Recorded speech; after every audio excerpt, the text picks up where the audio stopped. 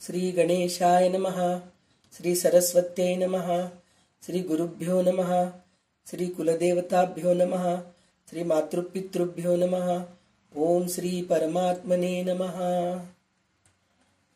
आपला दासबोधाचा अभ्यास चालू आहे. तर आपले आता दशक 6वा चालू आहे. 5 दशक संपले. दशक 6वा मधला आज 7वा समास चालू आहे. तर ते सगुण भजन म्हणून आहे. आतापर्यंत आपण ह्या दशकामध्ये देवशोधन बघितलो. म्हणजे देव कशात आहे, कसं शोधायला पाहिजे. आपण मातीमध्ये बघतो, दगडामध्ये बघतो, धातूमध्ये बघतो, चित्रांमध्ये बघतो. तर ह्याच्यामध्ये आहे का देव, का प्रत्येक माणसामध्ये आहे, हे सगळं आपण बघितलो. आणि त्याच्यानंतर आता गेल्या दशक समासामध्ये शिष्य गुरूंना विचारतायत की सगुण भजन म्हणजे सगुण मूर्तीची पूजा का करावं. तुम्ही निर्गुणात जा म्हणतात. तर सगुण पूजा कशासाठी करावं, काय फायदा आहे त्याच्याने. सगुण करून काही फायदाच नाही असं नाहीये, पण निर्गुण करणं खूप चांगलं आहे हे म्हणत असताना मग सगुण कशाला करायला पाहिजे. तर ह्या समासामध्ये रामदास स्वामींनी आपल्या शिष्यांना म्हणजे आपल्यालाच सांगत आहेत की सगुण पूजा कशासाठी करायला पाहिजे हे आपल्याला सांगतात. तर आज आपल्याला वैशालीताई लाभलेले आहेत. ते दासबोध वाचतील आणि मला जसं जमेल तसं मी प्रयत्न करेन अर्थ सांगायला. आणि रामदास स्वामींची कृपा आहेच. त्यांच्या कृपा आशीर्वादाशिवाय काही बोलूच शकत नाही. तर आज त्यांची कृपा आहे म्हणूनच थोडंसं काहीतरी मला समजले तितकं सांगायचं मी प्रयत्न करत आहे. तर वैशालीताई नमन वाचतील, त्यानंतर सुरू करतील दासबोध वाचायला. तर 20-22 ओवी वाचा पहिले, नंतर उरलेले वाचा, असं करा. तर सुरुवात नमन पासून होईल. तर नमन सुरू. जय जय रघुवीर समर्थ. गणेश शारदा चैव सद्गुरु सज्जनस्तथा आराध्य दैवतं गुह्यं सर्वे मे रघुनंदनः. गणेश शारदा सद्गुरु संत सज्जन कुळेश्वरू सर्व ही माझा रघुवीरू सद्गुरु रूपे. माझे आराध्य दैवत परम गुह्य गुह्यातीत गुह्यपणाची मात नचले जेथे. यो जातो मरुदंश जो क्षितिस्थले संबोधयन सज्जनान ग्रंथयो रचयेन सुपुण्यजनकं श्रीदासबोधाभिधं. यत्कीर्त्या पठनेन सर्वविदुषां स्वान्तापहारी सदा. सोऽयं मुक्तितरशितो विजयते श्रीरामदासो गुरुः. मला वाटते अंतरी त्वा वसावे तुझ्या दासबोधासी त्वा बोध व्हावे. अपत्यापरी पाववी प्रेमग्रासा महाराज या सद्गुरु रामदासा. ब्रह्मानंदं परमसुखदं केवलं ज्ञानमूर्तिं द्वंद्वातीतं गगनसदृशं तत्त्वमस्यादिलक्ष्यम्. एकं नित्यं विमलमचलं सर्वधी साक्षिभूतं भावातीतं त्रिगुणरहितं सद्गुरु तं नमामि. गुरुब्रह्मा गुरुविष्णु गुरुदेवो महेश्वरा गुरु साक्षात् परब्रह्म तस्मै श्री गुरवे नमः. अनेन प्रियता देवो भगवान् जानकीपति श्रीरामचंद्र पूर्वेशामस्माकं कुलदैवतं. सदा सर्वदा योग तुझा घडावा तुझे कारणी देह माझा पडावा. नुपेक्षी कदा गुणवंता अनंता रघुनायका मागणे हेची आता. चुका सारिखे पूर्ण वैराग्य झाचे वशिष्ठा परिज्ञान योगेश्वराचे. कवी वाल्मिका सारिका मान्य ऐसा नमस्कार माझा सद्गुरु रामदासा, श्रोता वक्ता श्रीराम समर्थ. जय जय रघुवीर समर्थ. सद्गुरु समर्थ रामदास स्वामी महाराज की जय. महारुद्र हनुमान की जय. श्रेष्ठ गंगाधर स्वामी महाराज की जय. जय जय रघुवीर समर्थ. समर्था वाचन करतो. दशक 6वा, समास 7वा. सगुण भजन. श्रीराम. ज्ञाने दृश्य मिथ्या झाले, तरी का पाहिजे भजन केले. तेने काय प्राप्त झाले, हे मज निरोपावे श्रीराम. ज्ञानाहुनी श्रेष्ठ असेना, तरी का पाहिजे उपासना. उपासनेने जना काय प्राप्त श्रीराम. मुख्य सार ते निर्गुण, तेथे दिसेची ना सगुण. भजन केलियाचा गुण, मज निरोपावा श्रीराम. जे समस्त नासिवंत, त्यासी भजावे की निमित्य. सत्य सांडून असत्य, कोणे भजावे श्रीराम.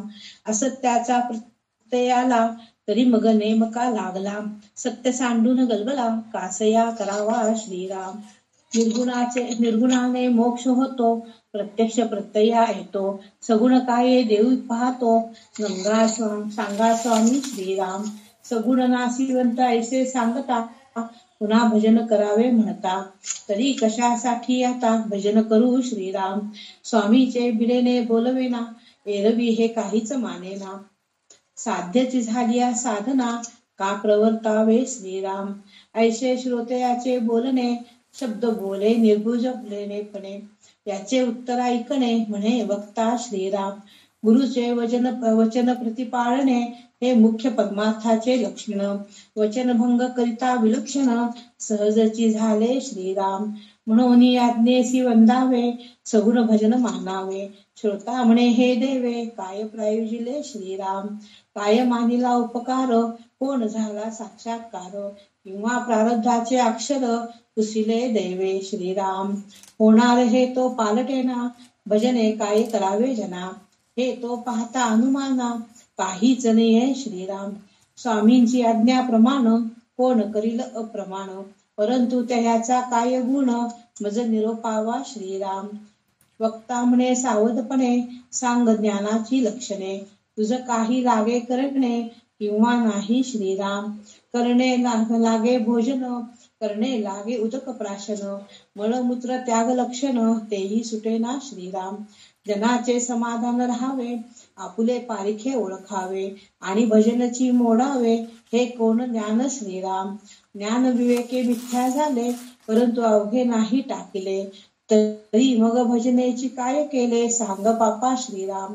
साहेबास लोटांगणी जावे, निचा सारिखे व्हावे. आणि देवासन मानावे, हे कोण ज्ञान श्रीराम. हरिहर ब्रह्माधिक, हे जयाचे आज्ञाधारक. तू एक मानवी रंक, भजे सीना तरी काय गेले श्रीराम. आमुचे कुळी रघुनाथ, रघुनाथे आमचा परमार्थ. जो समर्थाचाही समर्थ, देवा सोडविता श्रीराम. 22 वाचू का? त्याचे आम्ही सेवक जन, सेवेकरिता झाले ज्ञान.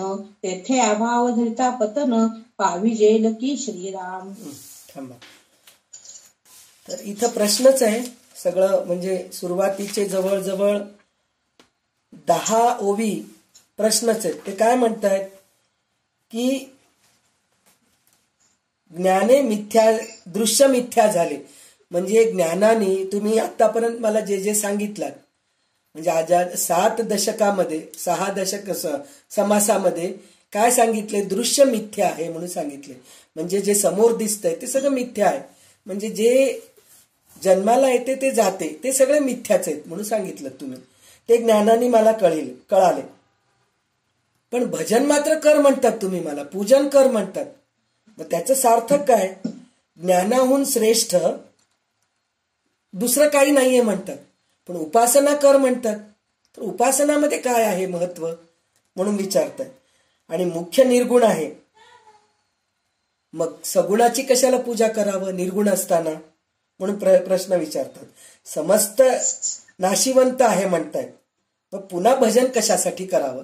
नाशिवंताची भजन कशाला करायला पाहिजे? म्हणजे बरोबर आहे, हे शिष्याला शंका येणं हे बरोबर आहे, चुकीचं नाहीये, बरोबर त्यांना हे येत आहे. तर त्याच्यानंतर निर्गुणाने मोक्ष होतं म्हणतात. मग सगुण देऊन काय फायदा आहे? निर्गुणच मग त्याच्यानेच आपण मोक्ष प्राप्त करूयात ना, असं म्हणून म्हणतात.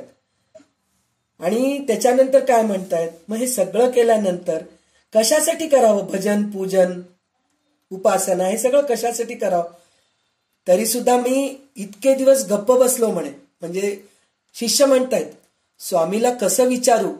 स्वामीचे भिडेने बोलवेना म्हणतायत. इतकं सगळं बोलून म्हणतायत की म्हणजे असा शिष्य पाहिजे.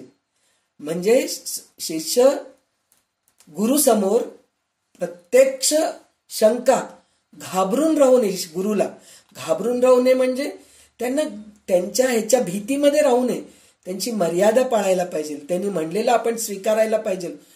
पण गुरुला पाहिलं की घाबरणं, त्यांच्यासमोर न बोलणं, लपून बसणं, असं केलं तर आपल्याला कधी शिक्षण मिळणारच नाही. गुरुसमोर शंका विचारायला पाहिजे, काय आहे म्हणून विचारायला पाहिजे. तर ते म्हणतायत, भिडेने स्वामीचे भिडेने बोलवेना, एरवी हे काहीच मानेना. म्हणजे तुमच्यासमोर मी बोलू शकत नाहीये, पण मनाला पटत नाहीये. सगुण पूजा करू नका म्हणून म्हणतात, सगुण पूजा करा म्हणतात. तर हे कसं काय मला पटत नाहीये. तर त्यावेळेस श्रोत्याचे बोलणे, शिष्याचं बोलणं ऐकून वक्ता म्हणजे गुरु म्हणतायत की गुरुचं वचन प्रतिपाळ करावं. म्हणजे काही वेळेस गुरु सांगितलेलं आपल्याला पटत नसतं. काही काही वेळेस असं होतं की आपल्याला पटत नाही, गुरु सांगितलेलं पटत नाही, पण आपल्याला ते त्यांनी सांगितलेलं आपल्याला ऐकावं लागतं. ऐकावं लागतं म्हणजे गुरु कधी चुकीचं सांगत नाहीत, आपल्याला चांगलंच सांगतात. तर त्यांनी सांगितलेलं आपण ऐकायलाच पाहिजे, असं होतं. तर त्याच्यानंतर ते काय म्हणतात,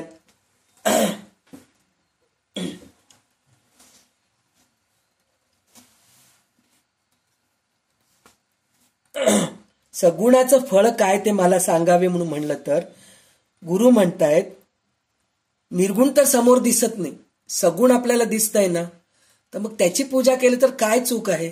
सगुणाची पूजा करायलाच पाहिजे, असं म्हणून सुरुवात तर तसं केलं त्यांनी.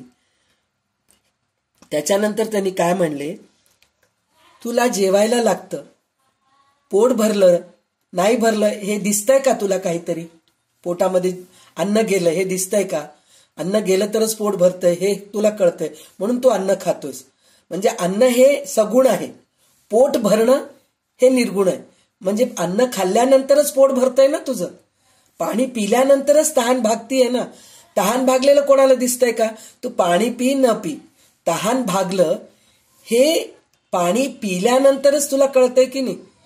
म्हणजे तुला पाणी हे सगुण घ्यावं लागतं पोटामध्ये, मग नंतर तहान भागलेलं कळतं. जेवण पोटात घेतल्यानंतर भूक भागलेलं दिसतं. त्याचप्रमाणे सगुणाची पूजा केल्यानंतरच निर्गुण मिळतो की नाही, असं असतं. तर आपल्याशी संबंध असणाऱ्यांच्या लोकांचे बरे चालावे, त्यांना समाधान टिकवावे असे तुला वाटते. मी माझे, तू तुझे असा आपपर भाव तू ओळखतोस, तुला समजतं. तर हे सगळं कळाल्यानंतर मग त्याच्यासाठी म्हणून तू देवाचं भजन का सोडतोस? आणि त्याच्यासमोर अजून एक गोष्ट काय म्हणलेत त्यांनी, उदाहरण काय दिलेत की कुठला तरी आपण आता नोकरी करत असतो, कुठंतरी आपण नोकरी करत असताना जे आपले मालक असतात, जे ओनर म्हणतात, मालक म्हणतात, किंवा ऑफिसर आहेत, आपल्यापेक्षा मोठे मॅनेजर आहेत, CEO आहेत, असे बरेच मोठे मोठे लोक आपल्यापेक्षा असतात, नोकरी जे करतायत त्यांच्यासाठी आहे. तर त्यांच्यासमोर आपण लोटांगण घालतो की नाही, त्यांना हंजी करतो आपण. ते आपल्याशी चांगलं वागावं, आपलं पगार वाढवावं, आपल्याला सुट्टी द्यावं, यासाठी त्यांच्यासमोर लोटांगण घालतो की नाही. मला पगार मिळतंय, मी सगळं चांगलं आहे म्हणून ते मालकाला न विचारता राहतो का आपण? त्या मालकाकडूनच आपल्याला पगार मिळते. तर एक माणसाकडून आपल्याला पगार मिळते, एक कंपनीकडून आपल्याला पगार मिळते, तर त्यांची आपण हांजी करत राहतो. मग देवच सगळं आपल्याला दिलेलं आहे, देवानीच सगळं आपल्याला पुरवठा केलेला आहे. मग त्याला का नमस्कार करू नये आपण? सगुण पूजा का करू नये? करायलाच पाहिजे, उपासना करायलाच पाहिजे, असं म्हणून म्हणतायत. त्याच्यानंतर काय म्हणतायत ते, तू जर त्याने स्वतःच्या ह्याच्यावर सांगितले की मी रामचंद्राच्या कृपेने माझा परमार्थ चालतो, म्हणजे आज रामचंद्र आहे म्हणूनच मी हे करतो म्हणून. ह्याच्यामध्ये एक शिवाजी राजांचं एक गोष्ट आहे. तर एकदा म्हणे थोडस शिवाजी राजांना थोडस अहंकार आला होता. अहंकार म्हणल्यापेक्षा थोडं असतं ना, शेवटी राजा आहेत, ते इतके मोठे राजा आहेत. तर त्यांना वाटलं म्हणे की आज मी आहे म्हणून एवढं सगळं साम्राज्य चालू आहे. ही तुम्हाला सगळ्यांना माहीत असलेलीच गोष्ट आहे, पण ह्या संदर्भामध्ये ही गोष्ट लागू पडती म्हणून मी सांगतेय.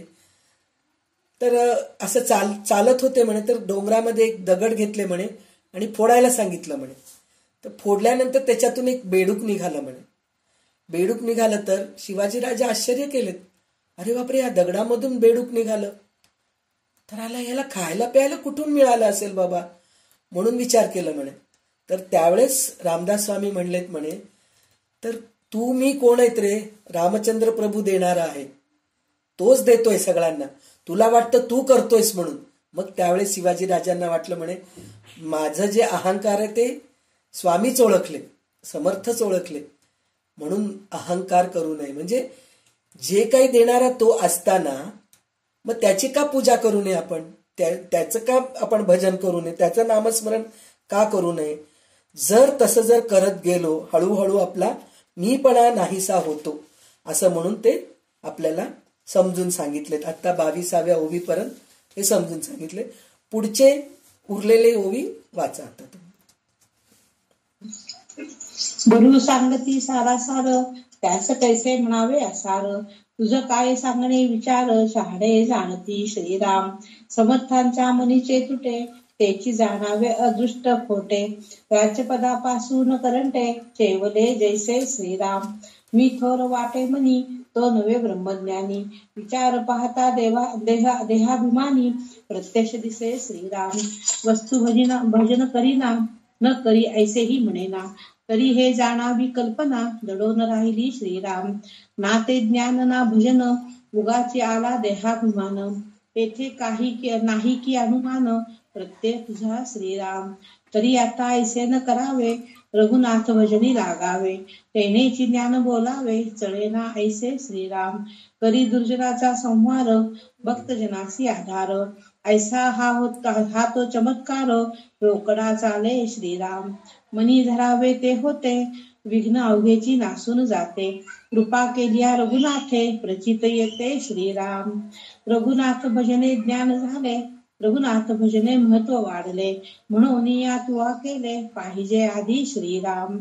हे तो आहे सप्रचित, आणि तुझं वाटेना प्रचित. साक्षात्कारे नेमस्त, प्रत्यय करावा श्रीराम. रघुनाथ स्मरणी कार्य करावे, ते तत्काळची सिद्धी पावे. करता राम हे असावे, अभ्यंतरी श्रीराम. करता राम मी नव्हे आपण, ऐसे सगुण निवेदन. निर्गुण ते अनन्य, निर्गुणची होई जे श्रीराम. मी करता ऐसे म्हणता, काहीच घडेना सर्वथा.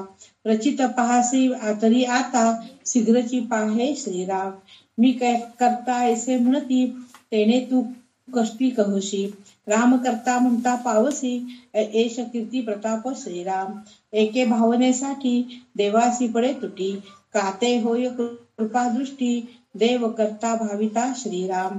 आपण आहे होतो दिसाचा, आणि देव बहुता काळाचा. आपण थोडे ओळखीचा, दैवासी त्रैलोक्य जाणे श्रीराम. या कारणे रघुनाथ भजन, त्यासी मानिती बहुत जन. ब्रह्माधिक करून, राम भजनी तत्पर श्रीराम. ज्ञान बळे उपासना, आम्ही भक्त जरी मानूना. तरी या दोषाचा पतना, पावो अभक्तपणे श्रीराम. देव उपेक्षी थोरपणे, तरी मग त्याचे जो जाणे. अप्रमाणते श्लाघवाने, नवे की श्रेष्ठा श्रीराम. देहास लागली उपासना, आपण विवेके उरेना. अशी स्थिती सज्जना, अंतरीची श्रीराम. सकळ मिथ्या होऊन जाते, ते राम भजने कळो येते. दृश्य ज्ञानियांच्या मते, स्वप्न जैसे श्रीराम. मिथ्या स्वप्न विवंचना, तैसी सृष्टीची रचना. दृश्य मिथ्या साधुजना, कळो आले श्रीराम. अपेक्ष झाला श्रोतयांशी, आक्षेप झाला श्रोतयांशी. मिथ्या तरी का दिसते आम्हासी, याचे उत्तर पुढील समासी. बोलिले असे श्रीराम. इति श्री दासबोधे गुरु शिष्य संवादे सगुण भजन नाम समास सातवा. तर इथे म्हणतायत सद्गुरू जे सांगतात ते त्यांनी विचार करूनच सांगितलेले असतात. तर तू ते ऐकायलाच पाहिजे, एक तर सांगितलेलं आहे.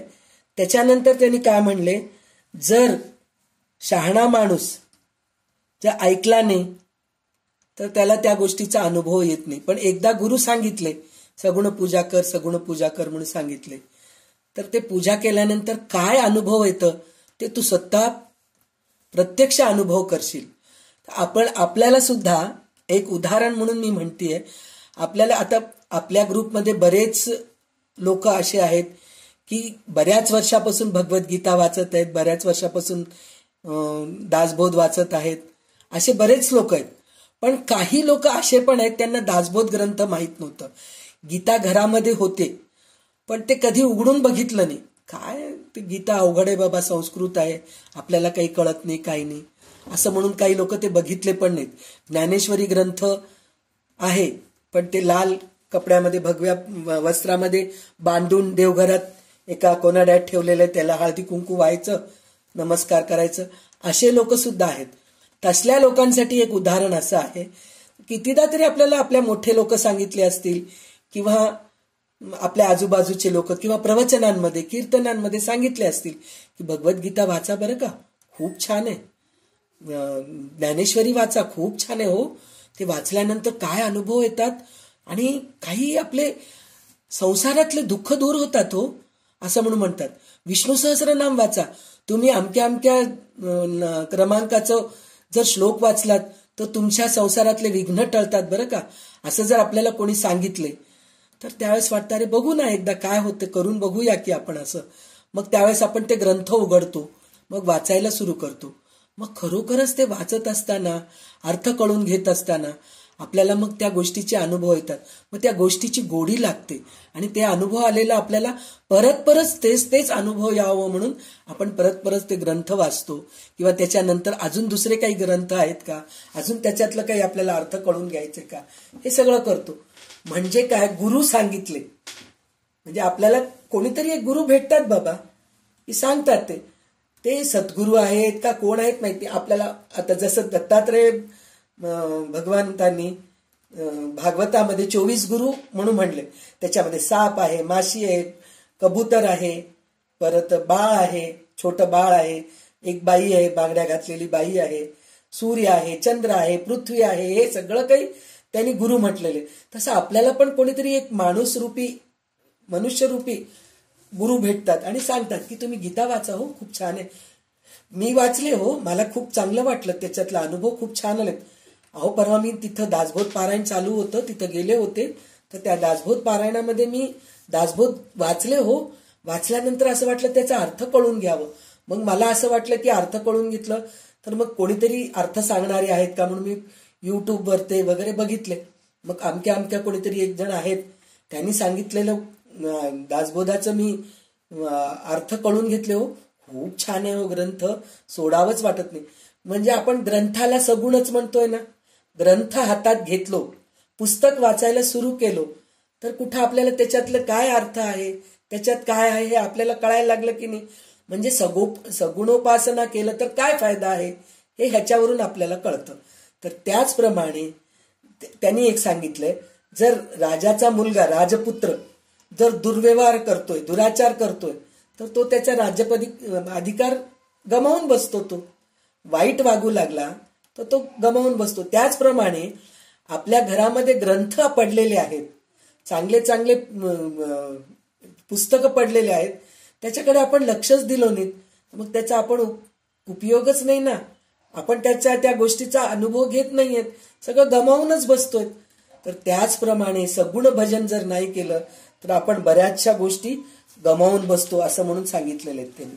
त्याच्यानंतर मी मोठा आहे, मी ज्ञानी आहे असं ज्याला वाटतं, म्हणजे मी खूप ग्रंथ वाचतोय, मी सगुणोपासना करतोय, जर असं जर वाटलं तर तो अभिमान, ज्ञानी नसून देहाभिमानी आहे असे प्रत्यक्ष आढळून येते म्हणून सांगितलेलं आहे त्यांनी. त्याच्यानंतर जो अनुसंधान ठेवत नाही, म्हणजे जो देवाची पूजा सतत उपासना करत नाही, तो सुद्धा माणूस हेच आहे म्हणून, मूर्ख आहे म्हणून सांगितलेलं आहे त्यांनी.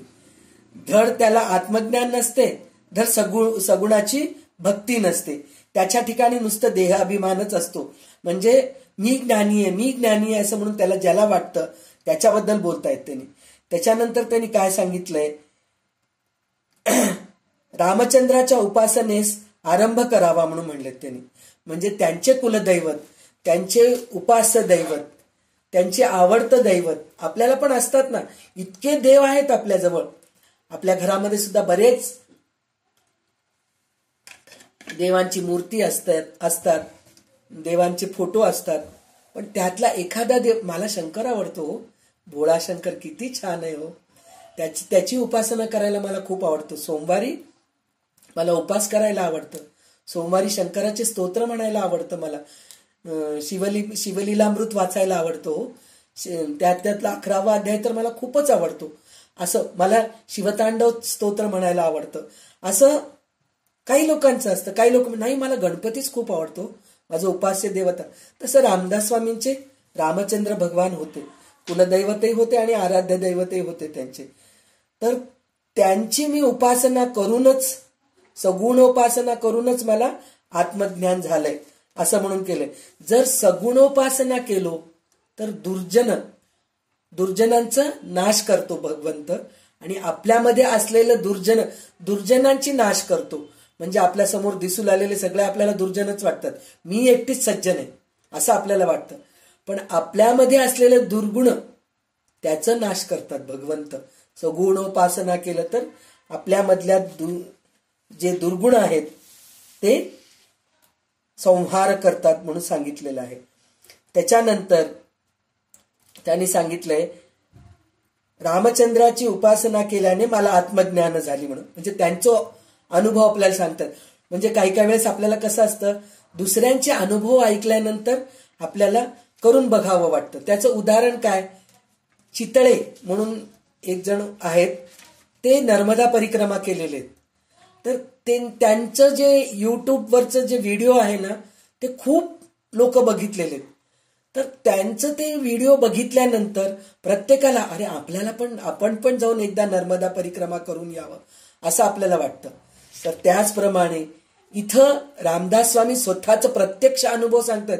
साधारण एखाद्या माणसाचा आपण अनुभव ऐकून आपल्याला असं वाटतं, उदाहरणच म्हणतो आपण की काही लोक असं श्रावण शुक्रवार करा हो, मुलांना खूप चांगलं असतं, आम्ही ज्योतीची पूजा ठेवून फोटो ठेवून पूजा करतो हो, तेव्हापासून आमच्या मुलाला खूप छान झालं होतं, बरं नव्हतं हो छोट्या बाळाला आमच्या घरी, तर ज्योतीची पूजा केल्यानंतर आम्हाला त्याचं हे खूप झालं. वैभव लक्ष्मीची पूजा करा हो, दर शुक्रवारी केलं तर वैभव संपन्न होतं हो, माझ्या मुलाला नोकरी नव्हती, नोकरी मिळाली पहा. सरस्वतीची पूजा करा तुम्ही, माझ्या मुलीचं परीक्षा मध्ये थोडे कमी मार्क येत होते आणि सरस्वतीची पूजा करू लागले, सरस्वतीचं स्तोत्र म्हणायला लागले, जप करायला लागले की माझ्या मुलीचं शिक्षण खूप छान झालं हो. आता सध्या मार्गशीर्ष गुरुवार आहे, तर मार्गशीर्ष गुरुवार करा, खूप चांगलं असतं बरं का, ऐश्वर्य संपन्न होतं, घरात खूप छान असतं असं काही लोक सांगतात. सांगितलं की आपल्याला अरे हो त्यांना चांगलं झालं, आपल्याला पण चांगलं होईल म्हणून आपण करतो की नाही. त्याचप्रमाणे रामदास स्वामी स्वतःचा अनुभव सांगतात. साधारण एक माणूस सांगितलं तर आपण करतो, तर रामदास स्वामी सांगितलेलं आपण का ऐकू नये. सगुणोपासना कराच म्हणून सांगतात. ते स्वतः म्हणतात मला आत्मज्ञान झाले, त्याची उपासना केल्याने माझे महत्व वाढले, हा माझा अनुभव आहे. म्हणजे ते काय म्हणतात, मी रामचंद्र प्रभूची उपासना केल्यानंतरच माझं महत्व वाढलंय म्हणून म्हणतायत ते. तर सगुणोपासना प्रथम कर, आत्मज्ञान होते, मग साक्षात अनुभव येतो तुला. तर त्याच्यासाठी म्हणून तू पहिले हे कर, म्हणजे पहिले सगुणोपासना केल्यानंतरच आत्मसाक्षात्कार होतो असं म्हणून त्यांनी सांगितलेलं आहे. आणि मी करता आहे म्हणून मनामध्ये ठेवू नकोस. जे काही करतो ते सगळं रामचंद्र प्रभू करतो असं म्हणून जर तू ठेवलास तर तुला कोणत्या गोष्टीचं दुःख होणार नाही. त्याचं कारण काय, मी केलो म्हणून जर म्हणलं तर केलेल्या गोष्टीला जर सगळेजणी चांगलं म्हणले की आपल्याला आनंद खूप होतो, खूप छान वाटतं. पण त्याच ठिकाणी कोणीतरी नाव ठेवलं आपल्याला की मग आपल्याला दुःख होतं. मग तिथं काय झालं, मी केलं म्हणून म्हणल्यानंतर चांगलं केलं तर चांगलं म्हणलं तरी आपण आनंदाने स्वीकारावं, कोणी त्याला वाईट म्हणलं तरी त्या गोष्टीला आपण आनंदाने स्वीकारावं. पण आपण नाही स्वीकारत त्या गोष्टीला, कारण मी केलं म्हणून असतं ना. पण रामचंद्र प्रभू माझ्याकडून करवून घेत आहेत, तेच करतायत, सगळं काय करता करविता तेच आहेत. म्हणून जर ही भावना ठेवलो आपण तर कोणी वाईट म्हणलं तरी आपल्याला काही वाटत नाही, कोणी चांगलं म्हणलं तरी आपण त्याच्याने होरपळून जात नाही, असं होतं. म्हणून मी करता आहे म्हणून तू डोक्यात भरून घेऊ नकोस, असं म्हणून ते सांगतायत. तर त्याच्यानंतर काय म्हणतायत, हे 2-3 ह्याच्यामध्ये बसून 2-3 ओवीमध्ये सांगितलेलं आहे की मी करता आहे म्हणून तू तुझ्या ह्याच्यामध्ये ठेवून घेऊ नकोस. ईश्वर करता आहे म्हणून जर ठेवलं तर भगवंतच आपल्यावर कृपा करतात म्हणून सांगितलेलं आहे. या जगातील आपल्याला जीवनाचा काळ फार अल्प आहे, म्हणजे आपण आपल्याला 60 वर्ष मिळाले तरी खूप कमी आहे, 100 वर्ष मिळालं तरी कमी आहे, 110 वर्ष मिळालं तरी कमी आहे असं म्हणतात. उलट भगवंताच्या राहण्याला अंत नाही. आपल्याला किती थोडे लोक ओळखतात, उलट भगवंताला सारे लोक ओळखतात. म्हणजे आपल्याला किती लोक ओळखतात. आता आपण एक छोटंसं मी म्हणतीये, मला असं वाटतंय मी दासबोध सांगतेय बरं का, माझं YouTube चॅनल काढले मी, त्याच्यामध्ये बरेच लोक बघतात बरं का. म्हणून असं वाटतं किती लोक बघत असतील, जास्तीत जास्त 500 लोक, जास्तीत जास्त बरं का. नाहीच आहे हो, 70, 60, 70 लोकांपेक्षा काही जास्त लोक बघणारे नाहीच आहेत. अरे 1000 लोक आहेत, प्रवचनकार 1000 लोक आहेत, दासबोधावर बोलणारे 1000 लोक आहेत. तर त्यांचे सगळ्यांचे त्यांचे लोक बघतात. तसं आपले कोणीतरी एक 60-70 लोक बघत असतील, पण जास्तीत जास्त 500 लोक बघू लागलेत. तर आपल्याला वाटतं की इतकं बघू लागले. तर रामचंद्र प्रभू कुठल्या काळचे, त्यांची ख्याती, जे भगवंत आपल्याला सगळं काही दिलेले आहेत, तर त्यांना किती लोक ओळखतात, व त्यांची उपासना करण्यात काय चूक आहे असं ते सांगतायत. त्याच्यानंतर भगवंताची उपासना करावी. जो भगवंताचा उपासना करतो त्याला पुष्कळ लोक मानतात. म्हणजे हेच आपल्याला उदाहरण आहे. आता प्रत्यक्ष उदाहरण आपल्या डोळ्यासमोर असलेलं हेच आहे की आपण ग्रंथ वाचतोय चांगले चांगले. आता आपल्या डोळ्यासमोरच ललिता सहस्रनाम, भगवद्गीता, दासबोध, ज्ञानेश्वरी, देवी भागवत, असं आपण बऱ्याचशा ग्रंथ वाचतो. तर आपल्याला पहिले ओळखण्यापेक्षा आता लोक जास्त ओळखतायत की नाही. आता ऑनलाईनचे कुठला हैदराबादचे अलकाताई आणि कुठले सोलापूरचे रेखाताई, त्यांची भेट कशी झाली, ऑनलाईनमुळे झाली की नाही. त्यांच्या घरी ते गेले होते, अलकावहिनीचे रेखाताईंच्या घरी गेले होते, शंकर महाराजांचे वस्त्र वगैरे बघितले, वस्तू बघितले. त्यांनी ते अलकाताई म्हणाले की रेखाताईंच्या घरी गेले तर एक वेगळ्या प्रकारचे स्पंदन जाणवले. आहेच तिथं स्पंदन चांगले जाणवायचं कारण काय, तिकडे शंकर महाराज येऊन गेलेले आहेत, त्यांच्या घरी राहून गेलेले आहेत. त्यांचे आजे सासरे, रेखाताईंचे आजे सासरे शंकर महाराजांचे सेवा केलेले आहेत. मग त्यांच्या घरी ते स्पंदन राहणार नाहीत काय. म्हणजे ते किती 300-400 वर्षापूर्वी किंवा 100-150 वर्षापूर्वी होऊन गेलेली गोष्ट आजही तिथं होत आहे. म्हणजे त्या शंकर महाराजांचे त्या घरामध्ये उपासना चालू आहे, त्या शंकर महाराजांची पूजा चालू आहे, म्हणून त्या घरचे स्पंदन चांगले आहेत की नाही. तर त्याच्यासाठी म्हणूनच, आणि एकमेकांची ओळख होती आपली अशा ऑनलाईनमुळे. कुठे वैशालीताई, कुठे अंजलीताई आहेत, कुठे रेखाताई आहेत, कुठं भारतीताई आहेत, कोण कुठले, म्हणजे कोणी एका गावचे आपण इथं कोणीच नाही आहेत. सगळे वेगवेगळ्या गावचे असून सुद्धा आपण एकमेकाला का ओळखतो, दासबोधामुळे ओळखतोय. दासबोध ग्रंथाचा अभ्यास चालू आहे म्हणून ओळखतोय, ललिता सहस्रनामचा अभ्यास चालू आहे म्हणून ओळखतोय, ज्ञानेश्वरी चालू आहे म्हणून ओळखतोय. म्हणजे असं ह्या अशा देवांची ख्याती अशी असती, म्हणजे त्याच्यामुळे आपल्याला लोक आपल्याला ओळखतात, चांगलं ओळखतात. म्हणजे आपण सत्कर्म करत आहोत म्हणून आपल्याला लोक ओळखतात, असं म्हणून सांगितलेलं आहे त्यांनी. त्याच्यानंतर हे सगळं दृश्य स्वप्नावत आहे.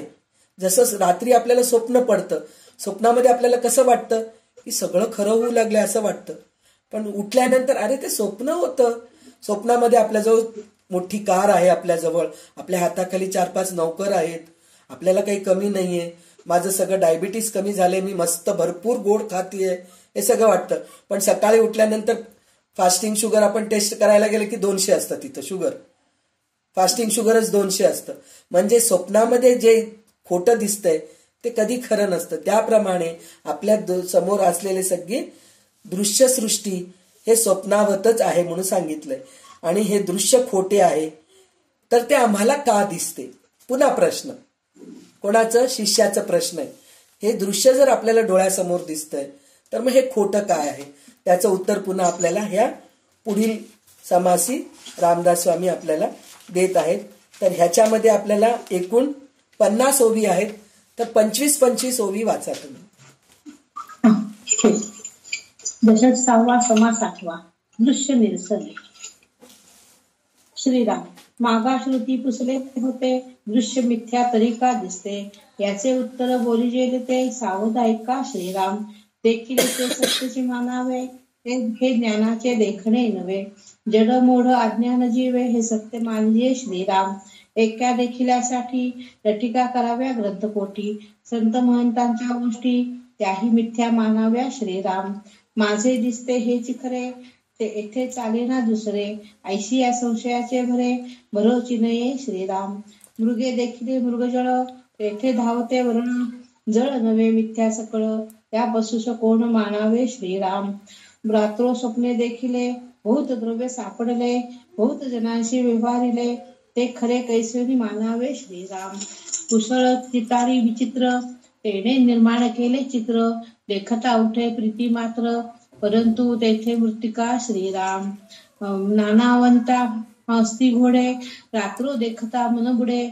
दिवसा पाहता कातरले, कंटाळवाणे श्रीराम. काष्टी पाषाणी पुतळ्या, नाना ठकारे निर्मिल्या. परम सुंदर वाटल्या, परंतु तेथे पाषाण श्रीराम. नाना गोपुरी पुतळ्या असती, वक्रांगे चक्रवृष्टी पाहती. लागव देखता निवृत्ती, परंतु तेथे त्रिभाग श्रीराम. खेळता नेटके दशावतरी, तेथे येती सुंदर नारी. नेत्र मोडिती कळा कुसरी, परंतु अवघे धटिंगण श्रीराम. सृष्टी बहुरंगी असत्य, बहुरूपाचे हे कृत्य. तुझं वाटे दृश्य सत्य, परी हे जाण अविद्या श्रीराम. मिथ्या साचा सारखे देखिले, परी ते पाहिजे विचारिले. दृष्टी भरतरता भासले, ते साच कैसे मानावे श्रीराम. वरी पाहता पालथे आकाश, उदकी पाहता उताने आकाश. मध्ये चांदणी नाही प्रकाश, परी ते अवघे मिथ्या श्रीराम. नृपतीने चित्तारी आणले, ज्याचे त्या तैसे ऐसे पुतळे केले. पाहता तोची ऐसे गमले, परी अवघे माईक श्रीराम. नेत्री काही बाहुली नसे, जेव्हा ते पाहावे तेव्हा ते भासे. डोळा प्रतिबिंब दिसे, ते साच कैसे नि श्रीराम. जितुके बुडबुडे उठती, तितुकामध्ये रूपे दिसती. क्षणामध्ये फुटून जाती, रूपे मिथ्या श्रीराम.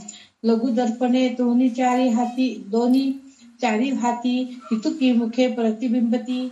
परी ते मिथ्या आधी अंती, एकची मुख श्रीराम. नदी तीरे भार जाता, दुसरा भार दिसे पालथा. का पडसादाचा औचित्ता, गजर उठे श्रीराम. वापी सरोवराचे तीर, तेथे पशु पक्षी नर वानर. नाना पात्रे वृक्ष विस्तार, दिसे दोही सवा श्रीराम. एक शस्त्र झाडू जाता, दोन्ही दिसती तत्वता. नाना तंतू तटकारता, द्विधा भासती श्रीराम. का ते दर्पणाच्या मंदिरी, बैसली सभा दिसे दुसरी. बहुत दीपाची हारी, बहुत छाया दिसती श्रीराम. ऐसे हे भूविद असे, साचा सारखेची दिसे.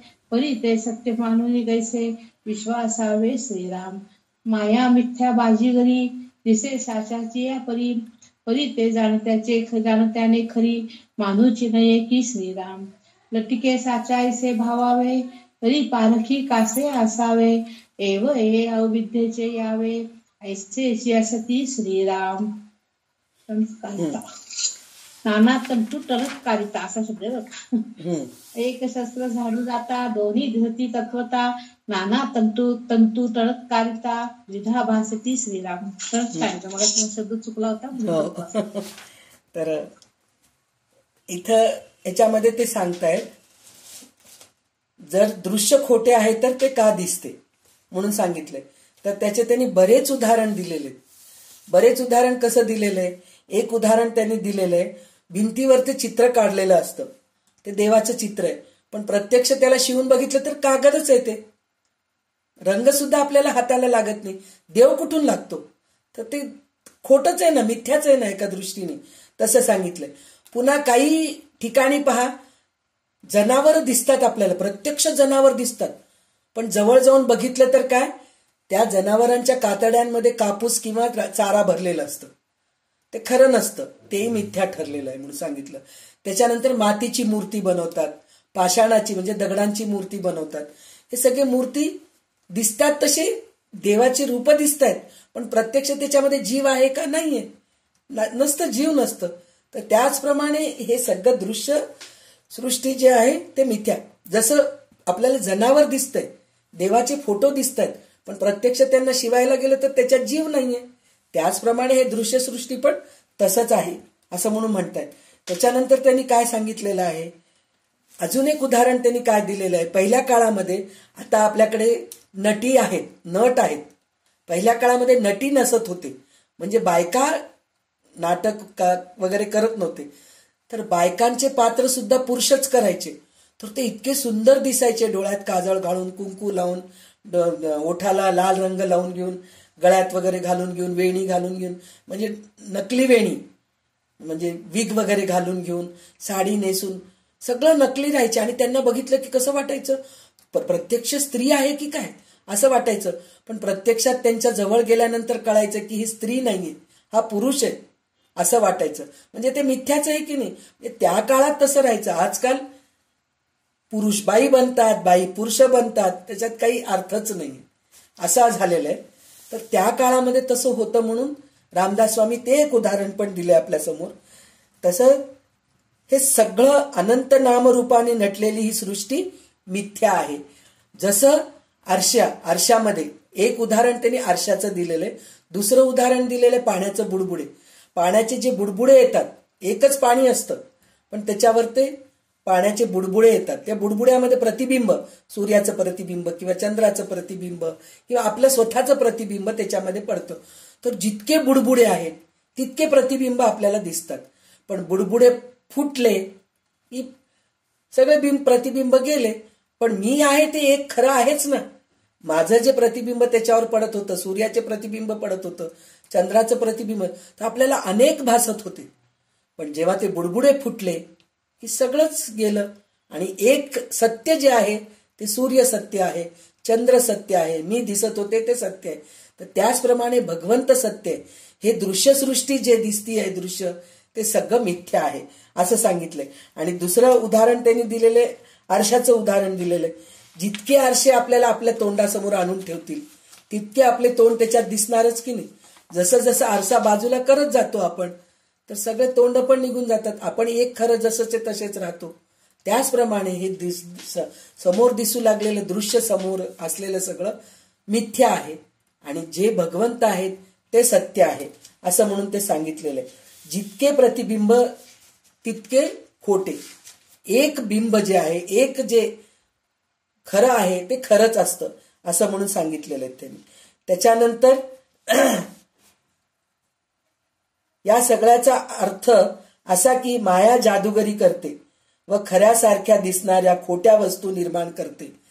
म्हणजे जे खरं असतं त्याच्यातून खोटं वस्तू निर्माण करत असते, डुप्लिकेट.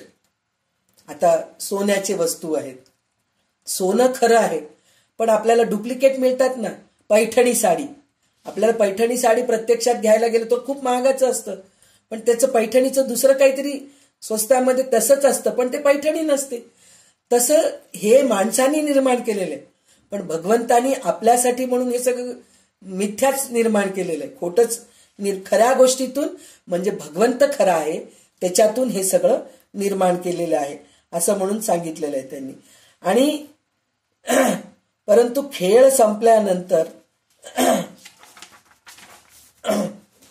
जे खरे नाही ते खरेपणाने मानले तर मग खऱ्या खोट्याची परीक्षा करणाऱ्या जाणत्याची गरज उरत नाही. म्हणजे जे खरं नाहीये, खोटं आहे, त्याच्यासमोर जर आपण काही सांगायला गेलो तर ते आपल्यालाच वेड्यात काढतात. तुम्हाला काय कळतंय, मला दिसू लागले, सगळं दिसत असताना तुम्ही काय खोटं खोटं म्हणतायत, तुम्ही मला काही सांगण्यात अर्थ नाहीये असं म्हणून ते म्हणतायत. तर त्याच्यासाठी म्हणून हे जादूगार जेव्हा जादूचे खेळ करतो तेव्हा त्याने निर्माण केलेल्या पुष्कळ वस्तू खऱ्या वाटतात, परंतु खेळ संपल्यावर पाहिले तर त्या सगळ्या खोट्या होत्या असे निश्चयाने कळते. आणि जे भगवंतांनी निर्माण केलेले हे दृश्यसृष्टी जे आहे ते एकदा काहीतरी संपलं, भूकंप आलं, वादळ आलं, काहीतरी कारणाने ते निघून गेलं, तर त्यावेळेस वाटतं हे सगळं खोटंच होतं, आपलं काहीच नाहीये. पैसा पैसा पैसा म्हणतो, माझा मुलगा नोकरी करत नव्हता, बिझनेस करत गेला, सगळं काही निघून गेलं, काय राहिलं हो माझ्याकडे, काही नाही, सगळं पैसे गेलं, सगळं गेलं. आणि सगळे माझे माझे माझे म्हणतो, माझा मुलगा, माझी मुलगी, माझे सून, माझा जावई, माझे नातवंड, सगळं म्हणतो. कोणी येणार आहे का हो आपल्या सोबती? कोणी येत नाही. शेवटी एकटा जीव सदाशिव म्हणल्यासारखं आपल्याला एकटंच जावं लागतं. ते जाण्याची गोष्ट सोडा, आपल्याला बरं नाहीये, आपण अंथरुणाला खेळलेले आहोत, तर एका खोलीत आपल्याला ठेवून देतात, आल्या वेळेला येऊन दूध पाजवतात, औषध देतात, पाणी देतात, निघून जातात. कोणी येतं का आपल्या बरोबर? कोणी येत नाही. बस तुझं, तू एकटी आजारी आहेस, बस खोलीमध्ये एकटी, असं करून आपल्याला निघून जातात. म्हणजे हे सगळे आपलं आपलं आपलं आपलं म्हणतो ना, हे सगळं खोटं आहे म्हणून सांगितलंय. अजून एक त्यांनी उदाहरण दिलेलं आहे, आता टणत्कारिता म्हणून जे वाचलेत 21. तर आपण एक दोरा असं ताणून धरलेलं दोरा असतं, जर त्याला आपण असं करून ओढलं तर ते 2-3 दिसतात आपल्याला, असं तंतू हल्लं की, म्हणजे असं टणत्कार केलो आपण तर ते 2-3 दिसतात. जसं ते 2-3 दिसतात तसं आपल्याला हे दृश्यसृष्टी सुद्धा तसंच दिसत आहे. भगवंतानी टणत्कार मारलेलं आहे आणि हे सगळं निर्माण झालेलं आहे आणि आपल्याला असं दिसतंय. असं 25 ओवीपर्यंत रामदास स्वामी आपल्याला दृश्यसृष्टी कशी खोटी आहे हे सांगतायत. आता ह्याच्या पुढे सुद्धा आपल्याला सांगत आहेत 50 ओवीपर्यंत. तर वैशालीताई वाचा.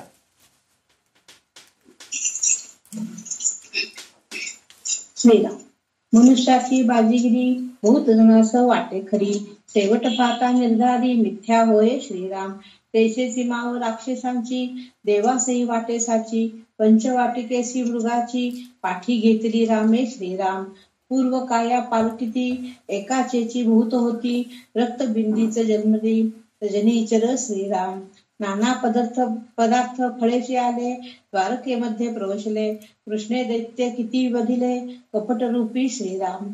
कैसे कपट रावणाचे, शिर केले मावेचे, काळ नेहमीच्या आश्रमाचे, अपूर्व कैसे श्रीराम. नाना दैत्य कपटमती, जो देवासी नाटोपती, मग निर्माण होऊन शक्ती, संहार केला श्रीराम. ऐसे राक्षसांची माव, जाणो न सकती देव, कपट विद्येचे लाभव, अघटित ज्यांचे श्रीराम. मनुष्यांची बाजीगरी, राक्षसांची ओडंबरी, भगवंताची नानापरी, विचित्र माया श्रीराम. हे साच्या सारखीच दिसे, विचारिताच नसे, मिथ्याची आभासे, निरंतर पाहता श्रीराम. साच म्हणती तरी ते नासे, मिथ्या म्हणावी तरी ते दिसे, दोन्ही पदार्थ विश्वासे, सांगता मन श्रीराम. परंतु हे नवे साचार, मायेचा मिथ्या विचार, दिसत हे स्वप्नाकार, जाण बापा श्रीराम. तथापि असो तुझला, भासची सत्य वाटला, तरी येथे चुका पडिला, ऐक बापा श्रीराम. दृश्य भास अविद्यात्मक, तुझाही देहो तदात्मक, म्हणून हा अविवेक, तेथे संचारला श्रीराम. दृष्टीने दृश्य देखिले, मन भासावरी बैसले, तरी हे लिंग देह झाले, अविद्यात्मक श्रीराम. अविद्येने अविद्या देखिली, म्हणून गोष्टी विश्वासली, तुझी काया अवघी संचली, अविद्येची श्रीराम. तेची काया मी आपण, हे देहबुद्धीचे लक्षण, येणे करिता झाले प्रमाण, दृश्य अवघे श्रीराम. इकडे सत्य मागला देह, इकडे दृश्य सत्य हा निर्वाहो, दोही मध्ये महासंदेहो, पैसा ओलाबळे श्रीराम. देह बुद्धी केली बळकट, आणि ब्रह्म पाहो नेल गेला भीत, तो दृश्याने रुजली वाट, परब्रह्माची श्रीराम. तेथे साच मानी दृश्याला, निश्चयासी बाणून गेला, पहा हो केवढा चुका पडिला, अकस्मात श्रीराम. आता असो हे बोलणे, ब्रह्म न पाविजे मीपणे, देह बुद्धीची लक्षणे, दृश्य भाविती श्रीराम. अस्तीचा देही माशांचा डोळा, पाहून म्हणे ब्रह्माचा गोळा, तो ज्ञाता नव्हे आंधळा, केवळ मूर्ख श्रीराम. दृष्टीसी दिसे मनासी भासे, तितुके काळांतरी नासे, म्हणून निर्दृश्याला तितासे, परब्रह्म हे श्रीराम. परब्रह्म ते शाश्वत, माया तेची अशाश्वत, ऐसे बोलिला निश्चितार्थ, नाना शास्त्री श्रीराम. आता पुढे निरूपण, देहबुद्धीचे लक्षण, चुका पडिला तो मी कोण, बोलिले असे श्रीराम.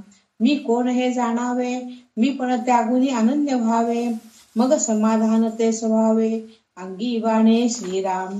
इति श्री दासबोधे गुरु शिष्य संवादे, दृश्य निदर्शन नाम समास 8वा समाप्त.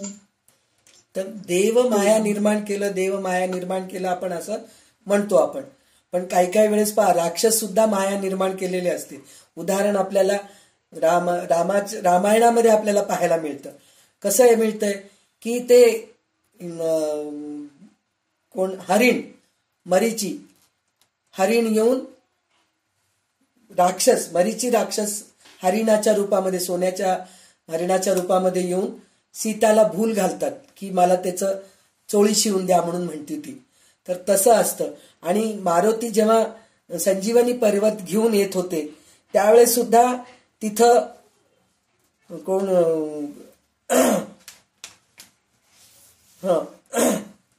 मारुती फसले. कुठं कपटबुद्धीने असलेले पुष्कळ दैत्य देवांनाही आवरत नसतात. द्रोणागिरी पर्वत नेताना मारुतीला फसवून उशीर करण्यासाठी म्हणून काळनेमी ऋषीचे सोंग घेऊन बसले. काळनेमी राक्षस हा ऋषीचा सोंग घेऊन बसलेला आहे. सुंदर आश्रम तयार केलेला आहे, त्याच्यामध्ये ध्यानस्थ होऊन बसलेला आहे. तर मारुती तिथं जातात. तर तिथं जाऊन नमस्कार करून बघावं म्हणून म्हणतात. तर एकदम त्यांना रामांची आठवण येते. आपण पहिले रामांना नमस्कार करू मग जाऊ. मग जेव्हा रामाला नमस्कार केलं की त्याला कळतं की हे चुकीचं आहे, हे सगळं खोटं आहे, मिथ्या आहे म्हणून कळतं. मग तिथून ते परत पर्वत घेऊन जात असतात. म्हणजे असं देवच काही वेळेस फसतात. तर आपण कुठले? देव निर्माण केलेले हे दृश्यसृष्टीला बघून आपण फसणं काही चुकीचं नाहीये. हे दृश्यसृष्टी मिथ्या आहे हे कळून घ्यायला आपल्याला खूप वेळ लागतं असं म्हणून सांगता येते. भगवंताची माया अगदी खऱ्याप्रमाणे दिसते, पण तिच्यावर विचार केला की ती नाहीशी होते. जर खरोखर आपण जर मनापासून जर उपासना करू लागलो तर त्यावेळेस सगळं हे नातं, हे दृश्यसृष्टी हे सगळं खोटं आहे असं आपल्याला कळतं. आणि सगळ्यात मोठं म्हणून म्हणलं तर वयात मोठे माथारे झाल्यानंतर, वयाची 60 संपल्यानंतर, 70वी संपल्यानंतर आपल्याला कळायला लागतं की खरोखरच हे सगळं सृष्टीच मिथ्या आहे, हे नातं सगळं खोटं आहे. हे आपले म्हणून आपलं म्हणून समजतो ना, कोणी आपलं नसतं. कारण आपल्याजवळ शक्ती असताना सगळे विचारत होते, हो संध्याताई या हो आमच्याकडे, तुम्ही आल्याशिवाय आमचं घरात कार्यच पार पडत नाही, पा तुम्ही यायलाच पाहिजे असं बोलावतात. पण ज्यावेळेस माझी 60 ओलांडून गेली, 70वी ओलांडून गेली, मला वस्ती होत नाही, तर तुम्ही नाही आला तरी चालेल, बघा विचारा, तुमचा मुलगा जर पाठवला तर या बरं का, नाहीतर उगीच त्रास करून घेऊ नका, घरी बसा तुम्ही असं म्हणतात आपल्याला. म्हणजे आपल्याला दूर करतात. म्हणजे ह्याच्यावरूनच आपल्याला कळतं की हे सगळं खोटं आहे. म्हणजे आपल्याजवळ संपत्ती असताना, शक्ती असताना लोक आपल्याला विचारतात. आपल्याजवळ ते काही नाही, कोणीही आपल्याला विचारत नाही. तर त्याच्यासाठी म्हणून सगळं दृश्यसृष्टी मिथ्या आहे हे आपण समजून घ्यायला पाहिजे. म्हणून ते सांगतायत दृश्याचा प्रसारा अविद्येने कळतं. हे दृश्य अविद्या असल्यामुळेच आपल्याला खरं वाटतं. पण जेव्हा आपल्याला विद्याने ज्ञान प्राप्त होते त्यावेळेस हे सगळं मिथ्या, दृश्यसृष्टी सगळं मिथ्याच आहे असं आपल्याला कळतं. त्याच्यानंतर काही वेळेस असं होतं, माया खरी मानावी म्हटले तर ती प्रत्यक्ष नाश पावते. म्हणजे जे दिसू लागले माया म्हणजे जे दिसतंय ते, जे दिसू लागले त्याला आपण खरं मानावं म्हणलं तर ते कधी ना कधी फुटणार, तुटणार, पडणार, नाश होणारच आहे. मरणार, जन्मलेलं मरणार. उदाहरण, आता माझा नवरा, माझे मुलं, आज ना उद्या ते जाणारच आहेत. ते खोटंच झालं ना. तसं बरं, माया खोटी मानावी म्हटले तर ती प्रत्यक्ष दिसते. बरं जाऊ दे, आता सगळेजणी म्हणतायत हे सगळं माया आहे, हे खोटं आहे, मिथ्या आहे असं म्हणतायत, म्हणून आपण त्याला मानू नये म्हणून म्हणलं. पण प्रत्यक्ष दिसू लागले ना, नवरा दिसतोय, मुलं बाळ दिसतायत, घरदार दिसतंय, सगळं दृश्यसृष्टी दिसतीये, त्याला खोटं कसं मानावं. म्हणून माया खरी आहे असे सांगितले तर मन विश्वास ठेवीत नाही. तसेच माया खोटी आहे असे सांगितलं तरी मन विश्वास ठेवत नाही. परंतु हे काही खरे नव्हे. मायेचा विचार म्हणजे खोट्याचा विचार आहे. हे सगळे दृश्य केवळ स्वप्नासारखे आहे हे समजून राहा. तर हे केव्हा समजून राहा म्हणून केव्हा कळतं आपल्याला, मी देहबुद्धीत नाही, मी इंद्रियांमध्ये अडकलेलं नाहीये, मी नात्यांमध्ये अडकलेली नाहीये, तेव्हा आपल्याला हे सगळं दृश्य खोटं आहे असं आपल्याला वाटतं. पण जेव्हा आपण ह्या सगळ्या गोष्टीमध्ये अडकलेले आहेत, इंद्रियांमध्ये अडकलेले आहेत, संपत्तीमध्ये अडकलेले आहोत, किंवा माझ्या शक्तीमध्ये अडकलेले आहोत, किंवा माझ्या ज्ञानामध्ये अडकलेले आहोत, किंवा माझ्या नात्यांमध्ये अडकलेले आहोत, तर आपल्याला सगळं हे खरं वाटतं आणि शेवटी आपण फसतो. मृगजळासारखं, मृगाला बघा, पुढे जाऊ लागलो तर आपल्याला पाणी आहे असं वाटतं, पण प्रत्यक्षात तिथे गेलं तर पाणी नसतं. हे अनुभव आपल्याला कारमध्ये जाताना सुद्धा दिसतं. कारमध्ये जात असताना समोरचे जे रोड असतात ना, तर जवळजवळ एक अर्धा किलोमीटर लांबीवर ते रोड पाणी आहे असं दिसतं आपल्याला, पण प्रत्यक्षात त्या जागेवर गेलं तर आपल्याला पाणी दिसतच नाहीये. म्हणजे ते मिथ्या आहे, मृगजळ म्हणतात त्याला. तर ते सगळं मिथ्या आहे हे आपल्याला तिथे प्रत्यक्षात जवळ गेल्यानंतर कळतं. तर त्याचप्रमाणे हे नातं, पैसा, अडका, ऐश्वर्य, आपलं ज्ञान हे सगळं मिथ्या आहे, हे काहीही आपल्या कामाचं नाहीये असं म्हणून ते सांगत आहेत. त्याच्यानंतर ते म्हणालेत, आपला देह हाडाचा सापळा आहे, त्याच्यामध्ये मासाचा डोळा आहे, त्या डोळ्याने मी ब्रह्मगोळ पाहीन असे जो म्हणतो तो काही ज्ञानी नाहीये. म्हणजे आपल्या डोळ्याच्या ब्रह्मगोळ म्हणजे आपल्या डोळ्याचं जे मासाचं गोळ आहे की नाही, त्या गोळ्याने आपण बघतोय, तर आपल्याला ब्रह्म हे दिसत नाही. तो केव्हा दिसतो, तो अंधळा व निव्वळ अज्ञानी आहे. चर्मचक्षुने नव्हे तर ज्ञानचक्षुने ब्रह्म अनुभवायचे असते. म्हणजे आपल्या ज्या डोळ्यांनी प्रत्यक्ष साक्षात्कार होतो म्हणून म्हणतो, पण प्रत्यक्ष भगवान आपल्या डोळ्यासमोर दिसावं हे कितीतरी जन्माचं पुण्य आहे. पण ज्ञानचक्षुने आपल्याला भगवंत दिसतात. याचा अर्थ असा आहे की आपण जेव्हा ग्रंथ वाचतो, आता तुम्ही हे बघा, माझा अनुभव मी सांगतेय, जेव्हा दासबोध वाचतीये मी, तर मला असं वाटतं रामदास स्वामी समोर बसलेले आहेत, त्यांच्यासमोर मी बोलतीये, ते समोर ऐकतायत माझ्या.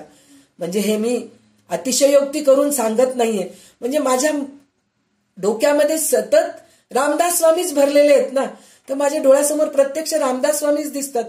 जसं आपल्याला ह्याचं अजून एक उदाहरण म्हणजे, आपल्याला आपण रात्री झोप येत नाही किंवा एका काळजीत असतो, मुलीचं लग्न होत नाही, तर सारखं आपल्याला मुलीच्याच डोळ्यासमोर दिसत राहते, मुलीचं लग्न होत नाही, किंवा एखादं कोणाला तरी आजारपण आहे आपल्या घरामध्ये, तर यांचं आजारपण कसं व्हावं, यांचं कसं होईल, स्वप्नामध्ये सुद्धा तेच विचार, जागेपणी पण तेच विचार सतत. तर ते तसं जसं होतं तसं आपण दासबोध ग्रंथामध्ये विलीन होऊन गेलो. ललिता सहस्रनाम संध्याताई सांगत असतात, आपल्याला अर्थ सांगत असतात, तर आपल्याला प्रत्यक्ष ते त्यांनी जसं रूप वर्णन करून सांगतात की नाही, त्यावेळेस आपल्याला प्रत्यक्ष ललिता देवी डोळ्यासमोर दिसते की नाही. त्याचं कारण असं आहे, आपण त्याच विचारामध्ये असतो म्हणून आपल्याला ते डोळ्यासमोर दिसतं, पण आपण त्या विचारामध्ये नाहीये. संध्याताई सांगत आहेत, नळी फुंकले सोनारे, इकडून गेले तिकडे वारे म्हणल्यासारखं. म्हणजे ते सांगत आहेत, आपण ऐकतच नाहीयेत, आपल्या कानावर आदळून निघून जाते, पण आपण ऐकत नाही. तर मग आपल्याला प्रत्यक्ष ललिता देवी दिसणार कसं. पण आपण प्रत्येक जण कसं म्हणतो, अहो तुम्ही ललिता सहस्रनामचा अर्थ सांगतायत ना, तर खरोखरच हो डोळ्यासमोर दिसतीये हो देवी, किती छान वाटतंय. इतके दिवस इतके रूप, इतकं सुंदर वर्णन आम्ही कधी ऐकलो नाही हो. किती छान सांगतायत तुम्ही, असं आपण म्हणतो. म्हणजे प्रत्यक्ष ज्ञानचक्षुनी आपण बघत नाहीयेत, सॉरी चर्मचक्षुनी आपण देवीला बघत नाहीयेत, पण संध्याताई तिथं अर्थ सांगतायत आणि आपल्या डोळ्यासमोर ललिता देवीचं रूप आपल्याला दिसत आहे. रूप दिसत आहे म्हणजे प्रत्यक्ष देवी येऊन उभा राहिली आहे का आपल्या समोर? नाही, पण तिचं रूप आपण अनुभवतोय. किती छान वाटते ज्ञानचक्षुने. आहा हा, तिच्या डोक्यावर किरीट किती सुंदर आहेत, त्याच्यामध्ये हिरे मोती जडलेले आहेत, तिच्या गळ्यात माणिक मोतीचा हार आहे आणि ती एकदम भरजरी लाल रंगाची साडी नेसलेली आहे आणि तिच्या केसांमध्ये मस्त मोगऱ्याचे फुलं. असं म्हणलं की मोगऱ्याचा वास येतो आपल्याला. केव्हा येतो मोगऱ्याचा वास? म्हणलं की आपण प्रत्यक्ष त्या ह्याच्यामध्ये राहिलो, म्हणजे त्या अनुभवामध्ये आपण राहिलो, त्याच ध्यानात राहिलो, त्याचं चिंतन करू लागलो, तर आपल्याला प्रत्यक्ष मोगऱ्याचा वास सुद्धा येतो. असं आपल्याला कितीदा तरी अनुभव येतं. आपण देवाचं काहीतरी वाचत राहतो, छान वाचत राहतो. वाचत असताना सुंदर अगरबत्तीचं वास, उदबत्तीचं वास येत असतं आपल्याला. पाहतो कोणीतरी लावलंय का इथं उदबत्ती, असं आपल्याला वाटत असतं, पण कोणी लावलेलं नसतं. त्याचं कारण काय? आपण चर्मचक्षुनी बघत नसतो, ज्ञानचक्षुनी आपण देवाचं दर्शन घेत असतो. तर हे देह जे आहे हे सुद्धा मिथ्याच आहे. हे सगळं चर्म जे आहे हे जळणार तरी आहे, मातीत मिसळणार तरी आहे, पण ज्ञान जे आहे, आपला आत्मा जे आहे हे सतत आहे. तर ह्याच्यातून आपण जर बघितलो, ज्ञानचक्षुनी बघितलो, तर आपल्याला भगवंत दिसतातच. पण ह्याच्यासाठी म्हणून सगुणोपासना करणं जरुरी आहे, असं आपल्याला सांगत आहेत. आणि आपल्या इंद्रियांना जे जे दिसते व आपल्या मनाला जे जे भासते ते सगळे कालांतराने नाश पावते. म्हणून अविनाशी परब्रह्म हे दृश्यापलीकडे राहते. म्हणजे जे नाश पावते त्याच्यात परब्रह्म नाही, म्हणजे आहे, थोड्या अंशाने आहे, पण प्रत्यक्ष परब्रह्म हे शाश्वत, तर माया अशाश्वत आहे. अशा प्रकारचा निश्चित निर्णय अनेक शास्त्रांनी सांगितलेला आहे. तर हे आपण अनेक शास्त्र वाचून आपल्याला ह्या गोष्टी कळत आहेत. दासबोध वाचून, ललिता सहस्रनाम वाचून, गीता वाचून, ज्ञानेश्वरी वाचून, देवी भागवत वाचून हे सगळं आपल्याला कळत आहे की हे सगळं मिथ्या आहे, सत्य काही नाहीये. सत्य एकच आहे, ते परब्रह्म आहे, त्याला आपण धरून ठेवायला पाहिजे, हे आपल्याला सांगत आहेत. आता ह्याच्यानंतर सार शोधन म्हणून आपल्याला समास आहे, 9वा समास आहे. तर सार शोधन म्हणजे, सार म्हणजे एका ह्याच्यामधलं जे आता म्हणतो ना आपण लोणी, ताक घुसळल्यानंतर त्याच्यातून लोणी निघते, ताक घुसळूनच आपल्याला लोणी निघते की नाही. तर त्याचप्रमाणे आपण चांगलं अज्ञान घुसळून त्याच्यातून ज्ञान काढणं म्हणजे सार काढणं. सार शोधन म्हणजे चांगलं काढायचं, ते शोधून काढायचंय आपल्याला, सार शोधन करायचंय. तर हे कसं शोधन करायचंय आता आपल्याला पुढे रामदास स्वामी ह्या समासामध्ये सांगतायत. तर ह्या समासामध्ये 34 ओवी आहेत. तर ह्या 34 ओवी मधले आपण 17 ओवी घेऊया. 17 ओवी झाल्यानंतर थांबा, मग पुढचं आपण वाचू. दशक 6वा समास 9वा सार शोधन. श्रीराम. गुप्त आहे उदंड धन, काहे जाणती सेवक जण, कयास आहे ते ज्ञान बाह्याकारांचे श्रीराम. गुप्त ठेविले उदंडार्थ आणि प्रगट दिसती पदार्थ, शहाणे शोधिती स्वार्थ अंतरी असे श्रीराम. तैसे दृश्य हे माईक, पाहता असती सकळ लोक, परिजयास ठाऊका विवेक, ते तदनंतर जाणती श्रीराम. द्रव्य ठेवून जळ सोडले, लोक म्हणती सरोवर भरले, कयांचे अभ्यंतर कळले, समर्थ जनाशी श्रीराम. तैसे ज्ञाते ते समर्थ, तेही ओळखिला परमार्थ, इतर जे करती स्वार्थ, दृश्य पदार्थांचे श्रीराम. काबाडी वाहती काबाड, श्रेष्ठ भोगिती रत्ने जाड, हे जयाचे तयास गोड, कर्मयोगे श्रीराम. एक काष्ट स्वार्थ करीती, एक शुभा एक वाटिती, तैसे नव्हे तकी नृपती, सार भोगते श्रीराम. जयास आहे विचार, ते सुखाखरी झाले ज्वार, स्वार इतर जवळील भार वाहतची मेले श्रीराम. एक दिव्याने भक्षिती एक विष्ठा साबडिती आपण वर्तल्याच्या घेती स्वाभिमान श्रीराम. सार सेविजे श्रेष्ठी असार ध्येये वृथा पृष्टी सारा असाराची गोष्टी सज्ञान जाणती श्रीराम. गुप्त परिस चिंतामणी प्रगट खडे काचमणी गुप्त हेमरत्न खाणी प्रगट पाषाण मृत्तिका श्रीराम. अवा शंख अवा बेल गुप्त वनस्पती अमोल एरंड धोत्रे भूसाल प्रगट शिंपी श्रीराम. कोठे दिसेना कल्पतरू उदंड सेरांचा विस्तारू पाहता नाही मळियागरू बोरी बावळा उदंडी श्रीराम. कामधेनू जाणले इंद्रे सृष्टी सौदंड किल्लारे महद भाग्य भोगिजे द्रुपोरे इतर कर्मानुसार श्रीराम. नाना व्यापार करीती जन अवघेची म्हणती सकांचन परंतु कुबेराचे महिमान कोणासीचे नये श्रीराम. पैसा ज्ञानी योगेश्वर गुप्तार्थ लाभाचा ईश्वर इतर ते पोटाचे किंकर नाना मते धुंडती श्रीराम. तस्मात सारते दिसेना आणि असारते दिसे जना सारा सार विवंचना साधू जाणती श्रीराम. तर आता ह्याच्यामध्ये त्यांनी सार शोधन म्हणून सांगितलेलं आहे ना. तर कसं सार शोधन करायचं म्हणून म्हणलं तर त्याच्यामध्ये ते म्हणलेले आहेत की काही लोक खूप द्रव्य जमा करतात, जे पैसेवाले शेठजी वगैरे म्हणतो ना आपण, त्यांच्याजवळ पैसा सोना वगैरे भरपूर असतं, पण दिसायचं थोडंसंच असतं, पण ते लपून ठेवतात, टॅक्स भरायचं नसतं. आताच्या ह्याच्याने उदाहरण मी सांगते. रामदास स्वामी दुसरे उदाहरण सांगितलेले. ते म्हणाले की तळ्यामध्ये लपून ठेवतात, एक खड्डा खणतात, त्याच्यामध्ये सोनं ठेवतात आणि त्याच्यावर पाणी सोडून देतात आणि लोकांना वाटतं की हे तळच आहे, याच्यात काहीच नाहीये, पण प्रत्यक्षात ते पाणी काढून नंतर जर बघितलं त्याच्यात सोनं सापडतं. पहिल्या काळामध्ये असं हंडे बुडवून लपून जमिनीमध्ये लपून ठेवायचे सोन्या चांदीचे. असे कितीतरी लोकांना घरामध्ये मिळालेले सुद्धा आहेत. घर बांधताना पाया खणतो आपण तर त्यावेळेस हंड्याचा आवाज येतो. काय म्हणून बघितलं तर त्याच्यामधून काही लोकांना कोळसा मिळालेला असतं, म्हणजे काहीतरी ठेवलेलं असतं, ते कोळसा होऊन गेलेलं असतं. पण काही लोकांना सोनं चांदी पण मिळालेले, चांदीचे नाणे मिळालेले, सोन्याचे नाणे मिळालेले, असे सुद्धा झालेले.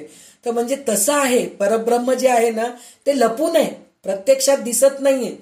दृश्यसृष्टी जे आहे ते थोडंसंच आहे आपल्याला दिसणारं, तर हे दिसणारं थोडंच आहे, पण जे परब्रह्म जे आहे ते लपून आहे असं म्हणून सांगितलेलं आहे. आणि त्याच्यानंतर त्यांनी काय सांगितलेलं आहे, त्यांनी काय म्हणलंय की कर्मभोग, आपण जे संचित कर्म करून आणलेले आहेत गेल्या जन्माचे, त्याप्रमाणे आपण उपभोग घेत असतो. एक जण लाकूड विकून मोळी विक्या बनतो, काही लोक शेणाचे गोवऱ्या थापतात, ते विकून होतात. कर्माप्रमाणे त्यांचे हे आहे, भोग आहेत. आणि काही लोक राजवैभव भोगतात, तसं पण आहे. आणि त्याचा अर्थ अजून एक पण आपण असं घेऊ शकतो, याच्या अगोदरच सांगितलेली आहे मी, की आपण गाडीत बसताना जर माझं ओझं मी घेऊन बसले, विमानात बसलोत आपण, आणि आपलं जे सुटकेस आहे आपल्यासोबत फक्त 7 किलो घेऊन जायला सांगतात, म्हणजे फ्लाईटमध्ये. बाकीचं जे उरलेले 30 किलो 32 किलो काय 15 किलो जे काही आहे ते दुसऱ्या ह्याच्यामध्ये पाठवून देतात, आपल्यासोबत येत नाही. आणि आपल्यासोबत येणारं 7 किलो वजन आहे ते मी माझ्या मांडीवरच घेऊन बसले, माझं वस्तू आहे म्हणून, तर त्याचा काय उपयोग आहे? ते वर ठेवायचं ना. वर आपल्याला वर पण असतं, फ्लाईटमध्ये ठेवायला जागा असतं, तर त्याच्यामध्ये आपण ठेवून देऊन निश्चिंतपणे बसतो की नाही. आता छान समोर आपल्याला टीव्ही दिसतंय, टीव्ही बघत बसतोय. म्हणजे मी आजकालचं उदाहरण देतेय बरं का, विमानाने गेलेलं म्हणून सांगतेय. ट्रेनमध्ये जाणाऱ्यांचा अनुभव आहेत. आपण सामान घेतो, आपल्या सीटच्या खाली ढकलून देतो आणि निश्चिंतपणे बसतो. पण नाही, माझं सामान आहे म्हणून मी मांडीवर घेऊन बसले, 25 किलोचं सूटकेस मी माझ्या मांडीवर घेऊन बसले. हालत काय होती आपली? मूर्खासारखं आहे. म्हणजे आपलं वजन आपण उचलू नये म्हणून, पण गाडीत बसल्यानंतर आपण उचलणं काही शहाणपण आहे का? फ्लाईटमध्ये बसल्यानंतर आपण उचलणं काही शहाणपण आहे का? नाही आहे आपलं शहाणपण. तर त्याच्यासाठी म्हणून आपण हे सगळं भगवंताचं आहे. भगवंत बघून घेतो. काळजी करणारा तो आहे. माझ्यावर जे संकट आले त्याचं सगळं निरसन तो करणार आहे. ते करायचं सोडून मीच सगळं वजन वाहते, मोळ्या विक्यासारखं मी सगळं माझ्या डोक्यावर वजन घेते म्हणून म्हणलं तर मूर्खपण आहे. मी राजासारखं बसायला पाहिजे. राजा कसं निश्चिंतपणे पैसा अडका घेतो आणि मजेशीर आनंदाने राहतो, म्हणजे कर्तव्य कर्म करतोय तो, चुकत नाहीये. त्याचप्रमाणे मी सगळं कर्तव्य कर्म करेन, पण भगवंत मला बघणार आहे. ते त्याचं मला कशाची काळजी नाहीये. जे होईल ते चांगलं होईल असं म्हणून राहणं, त्या भगवंतावर विश्वास ठेवणं, म्हणजे हे वजन वाहन जे आहे ना ते सगळे मिथ्याच आहे. माझं मीपणा जे आहे ना ते मिथ्या आहे. पण भगवंत करणारा आहे सगळं म्हणून जे आपण राहतो की नाही ते खरं आहे असं म्हणून ते सांगतायत. आणि त्याच्यानंतर ते काय म्हणलेले आहेत, द्रव्य कसं लपून ठेवलेलं असतो. सोनं नाणं, पितळ्याची भांडी, आपण मोलकरी नसती आपल्या घरामध्ये, पितळ्याचे भांडे धुवायला टाकतो तिला, ती धुवून दिलं की आपण पालथं घालतो समोर दिसायसारखं.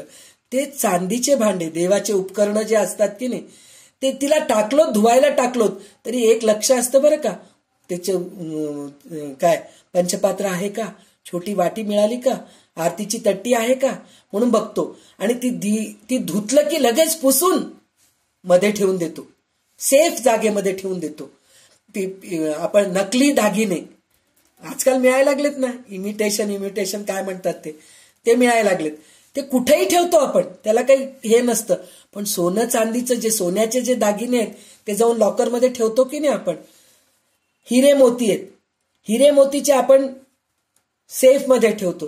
तेच काचेचे बांगडे आहेत, कुठं पडलं तर आपल्याला काय फरक पडू लागले, काही फरक पडत नाही. काचेचे मोत्या असतात, त्याचे मण्या आपण मण्यांनी बनवलेला आपण काहीतरी गळ्यातला आणून घेतो, त्याला काही किंमत आहे का? नाहीये. तसंच ब्रह्मज्ञान जे आहे ना लपू नये, ते अमोल आहे, अमोलिक वस्तू आहे. वस्तू म्हणलं तर अमोलिक गोष्ट आहे आपल्याला. त्याच्यासाठी म्हणून आपल्याला धुंडावं लागतं, सार शोधावं लागतं म्हणून म्हणलं तर हे समोर दिसायचं सगळं हे काच आहे, हे नकली आहे, पितळ आहे, असं सगळं काही आहे. आणि अजून एक गोष्ट, आता आपल्याला चंदनाचे झाडं असलेले बागेत घेऊन जाऊन दाखवतात, करतात, फार्म हाऊसला जाताना आपल्याला दिसत राहतं, सगळं करतं. पण पहिल्या काळात शोधावं लागत होतं, चंदनाचं झाड कुठे आहे बाबा, नाहीये.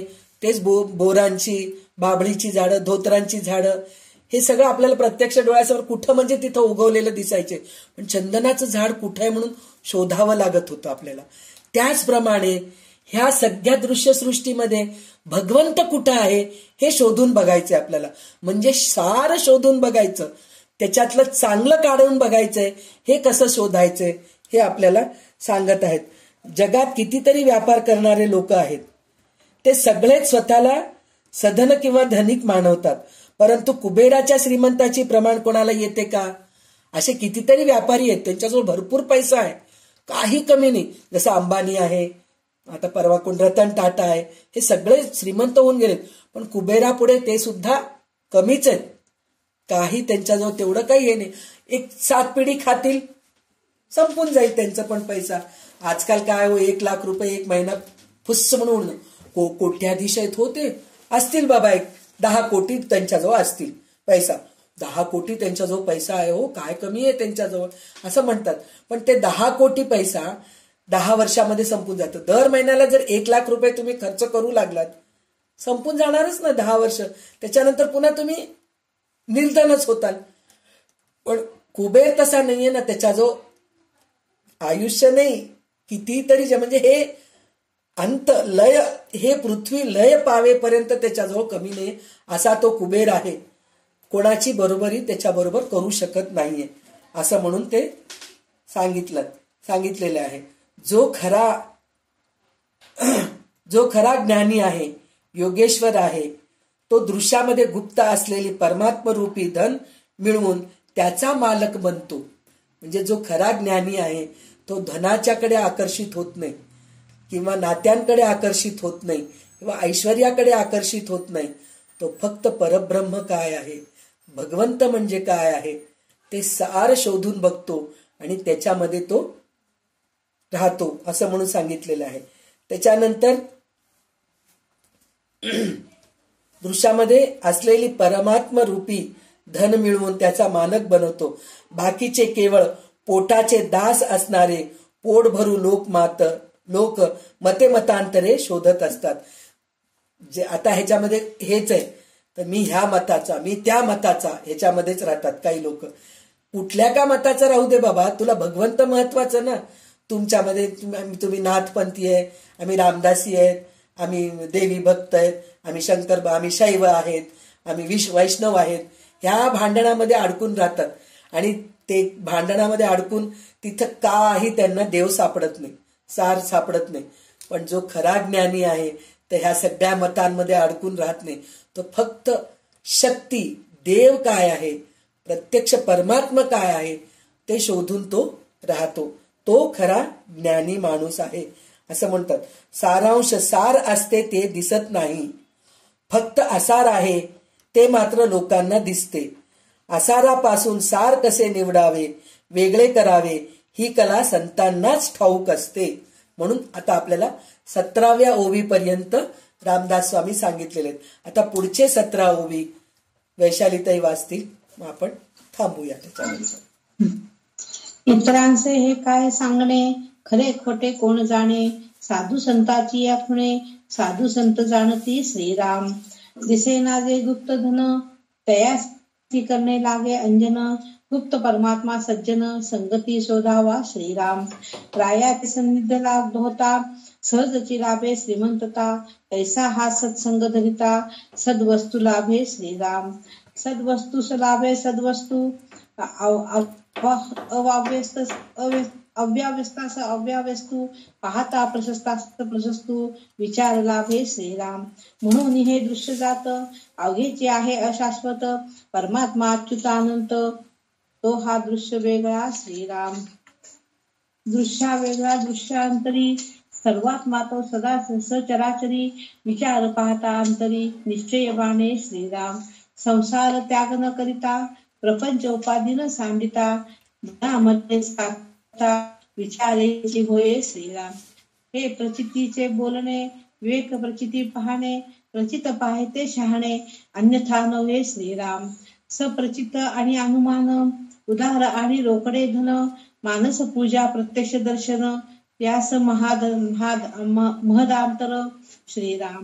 पुढे जन्मांतरी होणार, हा तो अवघाच उदार, पैसा नव्हे सारासार, तत्काळ लाभे श्रीराम.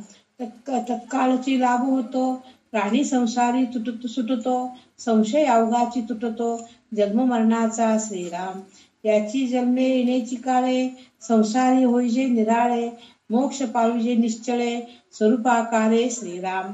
ये गोष्टीस करी अनुमान, तो सिद्धची पावेल पतन, मिथ्यावदे त्याचा आपण, उपासनेची श्रीराम.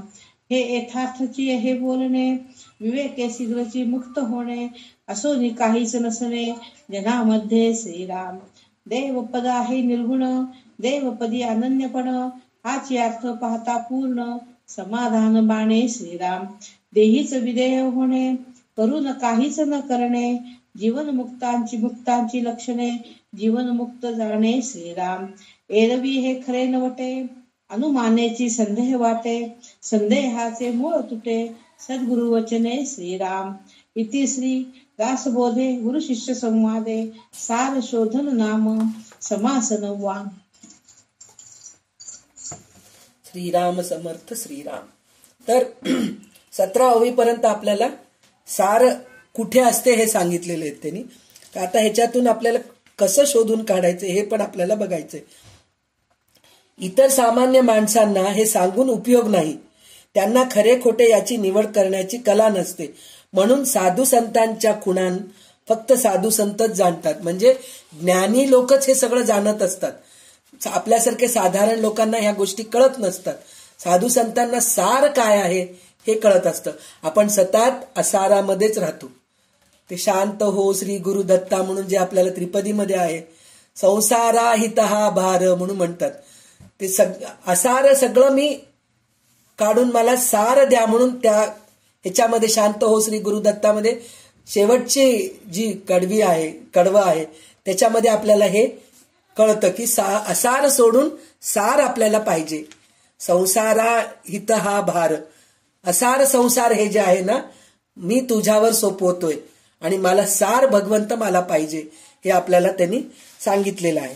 त्याच्यानंतर त्यांनी म्हटलेले आहे जसं आपल्याला गुप्तधन ठेवलेलं दिसत नाही, काही वेळेस असं होतं गुप्तधनच नाही, काही वेळेस आपले काही वस्तू हरवलेले असतात, काही माणसं हरवलेले असतात.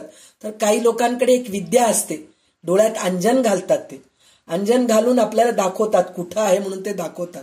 तर त्याच्याने फक्त आपल्याला त्याचं एक आयडिया येतं, म्हणजे कुठं आहे हे आयडिया येतं. मग त्याचे आपण विचार करतो, अरे अमक्या अमक्या जागेवर आपल्याला हे दिसलंय ना, मग ती जागा कुठं असेल, मग आपण विचार करतो हा त्या जागेवर असेल म्हणून असं. तसं अंजन कोण घालतं आपल्याला? संत सद्गुरू घालतात आपल्या डोळ्यामध्ये सार वस्तू शोधून काढण्यासाठी. म्हणून संत सज्जन लोक आपल्याला आपल्या डोळ्यात अंजन घालतात, तेव्हा कुठं आपल्याला ते परब्रह्म दिसायला लागतो. त्यासाठी ज्ञानदृष्टी लागते, ती संतांपाशी असते. म्हणून त्यांच्या संगतीमध्ये राहून परमात्मा शोधावा, म्हणजे सार शोधन म्हणून जे सांगितलंय ना, परमात्मा शोधन, परमात्माला शोधावं म्हणून सांगितले. जो राजाच्या संगतीस राहतो त्यास आपोआप वैभव भोगायला मिळते. त्याचप्रमाणे जो संतांच्या संगतीत राहतो त्यास आपोआप परमात्मा वस्तू प्राप्त होते. म्हणजे संतांच्या संगतीमध्ये राहिलं तर आपल्याला काय फायदा होतो, म्हणजे परमात्मा सापडतो आणि सार काय आहे ते कळतं, असं म्हणून ते सांगतायत. आणि नंतर म्हणतायत काही वेळेस असं होतं की माझा स्वतःचा अनुभव असा आहे, तो मी तुम्हाला सांगतो. विवेकाच्या मार्गाने जाऊन तुम्हीही तो अनुभव घ्यावा. असा अनुभव जो घेईल तो खरा शहाणा होईल. म्हणजे मी भगवंताच्या, रामदास स्वामी स्वतः भगवंताच्या संगतीत होते, सतत रामाचं जप करत होते, रामांचंच विचार करत होते, म्हणून आज एवढं मोठं दासबोध ग्रंथ लिहू शकले ते. म्हणून आपल्याला इतकं छान शहाणपण शिकवत आहेत, सार शोधायचं विद्या आपल्याला शिकवत आहेत. त्याचं कारण काय, त्यांनी रामदासांची संगत धरलेले होते. रामदास स्वामी रामचंद्र प्रभूची संगत धरले होते. म्हणून संत संगांच्या, आपण तर भगवंताच्या संगतीत राहायचं तेवढं आपलं भाग्य नाहीये, पण कमीत कमी संतांच्या संगतीत राहू, चांगल्या लोकांच्या संगतीत राहू, त्यांच्याकडून 4 गोष्टी चांगल्या ऐकू, चांगल्या गोष्टी आपल्याला ऐकायला मिळतील, चांगल्या ग्रंथ वाचायला मिळतील, अशा लोकांच्या संगतीत राहू, असं आपण करायला पाहिजे. हे त्यांचा अनुभव आहे म्हणून ते सांगतायत. तर जो अनुभव घेत नाही तो शहाणा नव्हे. उधारी आणि रोकडा पैसा किंवा मानसपूजेतील देवदर्शन आणि प्रत्यक्ष देवदर्शन यामध्ये ज्याप्रमाणे फार मोठा फरक आहे, त्याचप्रमाणे नुसती कल्पना आणि साक्षात अनुभव याच्यामध्ये फार मोठा फरक आहे म्हणून सांगितलंय. आणि हे तर फरक सांगितलंय त्यांनी. अजून एक काय सांगितलंय त्यांनी, ह्या जन्मात नाही हो, कमीत कमी पुढच्या जन्मात तरी होईल म्हणून आपण निराश असतं ना आपल्याला, ह्या जन्मी झालं नाही हो, नर्मदा परिक्रमा करावं म्हणून माझी इच्छा आहे हो, पण काय ह्या जन्मी व्हायसारखे काय गुडघे दुखायला लागले तो खूपच, जावं म्हणजे होत नाहीये म्हणून निराश आपण. पण तसं नाही म्हणतात रामदास स्वामी, तुम्ही संकल्प केलात तर भगवंत तुम्हाला घेऊन जातो. भगवंत ह्या जन्मीच माझा रोकडा होईल, ह्या जन्मीच माझं होईल, मला नर्मदा परिक्रमा करायचंच आहे, मला गुडघे दुखो किंवा काही हो. आता संध्याताई परवा सांगितले ना, आमचं डायबिटीसचं आम्ही टेस्ट करून गेलो, शुगर टेस्ट करून गेलो, ज्या लेवलमध्ये होतं आम्ही गोंदवलेला गेलो, महाराजांची सेवा केलो, तिथं 10 दिवस राहिलो, गोडधोड खाल्लो, रात्री झोप होत होती, एखाद्या वेळेस कधी सकाळी लवकर उठायचं, विश्रांती नाही मिळायची. अशा परिस्थितीमध्ये सुद्धा आमचं शुगर लेवल जास्त झालं नाही की कमी झालं नाही. हे कसं होतं, हे भगवंत आपल्या सोबतीत असतात म्हणून होतं. तर आपण हे दृढ निश्चय करायला पाहिजे, दृढ संकल्प करायला पाहिजे की आपण करणारच आहोत, ह्या जन्मी मला देवदर्शन होणारच आहे, देवाचं साक्षात्कार होणारच आहे, त्याच्यासाठी मी धडपड करायलाच पाहिजे. असं जर केलं तरच होतं. पण नाही हो, मिळमिळीत नाही हो, जमत नाही, काय करणार, नाही होत, काहीच होत नाही. तर त्याच्यासाठी म्हणून दृढ निश्चय, दृढ संकल्प करायला पाहिजे. तर तेव्हा कुठं होतं असं म्हणून सांगितलेलं आहे. तशी पुढे येणाऱ्या अनेक जन्मापैकी एखाद्या जन्मामध्ये केव्हा तरी भगवंताचे दर्शन होणार आहे. हा सगळा उधारीचा व्यवहार समजावा. सारासार शोधण्याची विद्या तशी नाहीये. त्या विद्येने या जन्मात आत्मज्ञान प्राप्त होते. म्हणजे देव सार शोधन करून बघितलो तर आपल्याला देव ह्या जन्मीच दिसतो. आणि ते कसं होतं, याच जन्मात आणि याच जमान्यात मनाने संसारामधून बाजूला सारावे, स्वस्वरूपाशी एकाकार होऊन निश्चल व्हावे, म्हणजे मोक्ष करून घ्यावा म्हणून सांगितलेलं आहे. म्हणजे हे केव्हा होतं, संसारामध्ये न अडकलं तर. नातेवाईक, पैसा, ऐश्वर या सगळ्या गोष्टीमध्ये जर न अडकलं तर नक्कीच आपल्याला मोक्ष प्राप्त होतं असं म्हणून सांगितलेलं आहे. आणि ह्याच्यामध्ये शेवटी रामदास स्वामी इथे कणखरपणे, फक्त रामदास स्वामी करू शकतात ही गोष्ट, बाकी कोणी करू शकत नाहीत निश्चितपणे. म्हणजे ते इतके हे होते, निर्भय होते. त्यांना अशी भीती नव्हती कोणत्या गोष्टीची, कोण काय म्हणतील ह्याची भीती नव्हती, म्हणजे निर्भय होते.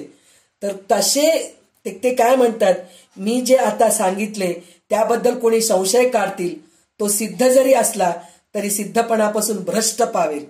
म्हणजे मी हे सांगितलो आता, तर त्यांनी म्हटले की ह्याच जन्मी तुम्हाला देवाचं दर्शन होतं, पण त्याच्यासाठी संसारामधून बाहेर पडावं लागतं, ऐश्वर्यामधून बाहेर पडावं लागतं, नातेवाईकांमधून बाहेर पडावं लागतं. म्हणलं तर जंगलामध्ये जाऊन राहणं नाही, त्यांच्यामध्ये राहून सुद्धा ते आपले कोणी नाहीत ह्याप्रमाणे राहिलं तर होऊ शकतं. जर असं केलं तर तुम्हाला भगवंताचं साक्षात्कार होतं म्हणून आपल्याला रामदास स्वामी सांगितलेले. पण ह्याच्यावरही शंका घेणारे लोक असतात, काय सांगू लागलेत बाबा, तर ते भ्रष्ट आहेत म्हणून म्हणतात. त्यांच्यामध्ये सिद्ध नाहीयेत, ते साधक नाहीयेत, मिळमिळीत आहेत ते लोक असं म्हणून म्हणतात. जो कोणी हे खोटे आहे असे म्हणेल त्याला माझ्या उपासनेची शपथ, म्हणजे त्यांनी उपासनेची शपथ घेतलेत. म्हणजे ते जे उपासना करत होते, आपण करू शकतो का हो? उपासनेला दृढ चालवावे, भूदेव संताशी सदा लवावे, सत्कर्म योगे वय घालवावे, सर्वामुखी मंगल बोलवावे, असे रामदास स्वामी होते. सतत उपासना करायचे सर्वांच्या मुखाने. आज आपल्या मुखाने रामनाम घ्यायला त्यांच्यामुळेच आपण घेतोय, रामदास स्वामीमुळेच आपण घेतोय. तर हे असे असलेले त्यांनी स्वतःच्या उपासनेची शपथ देत आहेत. माझे बोलणे अगदी बरोबर आहे, असे की सारासार विवेकाने लवकर मुक्त होता येते आणि लोकांमध्ये राहून त्यांच्यात नसल्याप्रमाणे वृत्ती ठेवता येते. आता मी तेच म्हणले ना, नातेवाईकांमध्ये जरी आपण असलो तरी हे सगळं खोटे आहेत. मी माझ्या आनंदात मी आहे, लग्नाला मी गेली आहे, लग्न अटेंड केले, वधूवरांस मी आशीर्वाद दिले, परत मी निघून आले. पण त्यांना सोडून येऊ लागले म्हणून दुःख करून घेणं, ते हे सगळं विचार करत नाहीये. जे चाललंय होऊ लागले असं आपण राहतो. म्हणजे ही स्थिरता येते म्हणून सांगतायत. नसल्यासारखे वृत्ती ठेवता येते, म्हणजे नातेवाईकांमध्ये असून सुद्धा माझे कोणी नाही ही वृत्ती आपल्यामध्ये निर्माण होते. खरा देव म्हणजे परमात्म स्वरूप निर्गुण आहे, त्या स्वरूपाशी तदाकार होणे जरूर आहे. हा अर्थ बरोबर व संपूर्ण समजून आपण निर्गुण झालो की संपूर्ण समाधान पावते. म्हणजे हे सगळं केव्हा होतं, सगुणोपासना केल्यानंतरच. पहिले सगुणोपासना करावं. म्हणजे आपण ह्याच्या अगोदर सुद्धा आपण हे उदाहरण बघितलेलं आहे. आपल्याला डोळ्यात एक ध्यान करायचंय आपल्याला, तर काहीतरी एक डोळ्यासमोर ठेवावं लागतं की नाही आपल्याला, एक देवाची मूर्ती, नाहीतर आपल्या गुरूंना समोर ठेवावं लागतं. किंवा आपण म्हणतो नदीकाठी बसले हो, काय ध्यान लागलं हो, हा, त्या पाणीच्या खळखळाटमध्ये दुसरं काही आठवलं नाही हो, इतकं सुंदर ध्यान लागलं. म्हणजे नदी आपल्या डोळ्यासमोर आहे.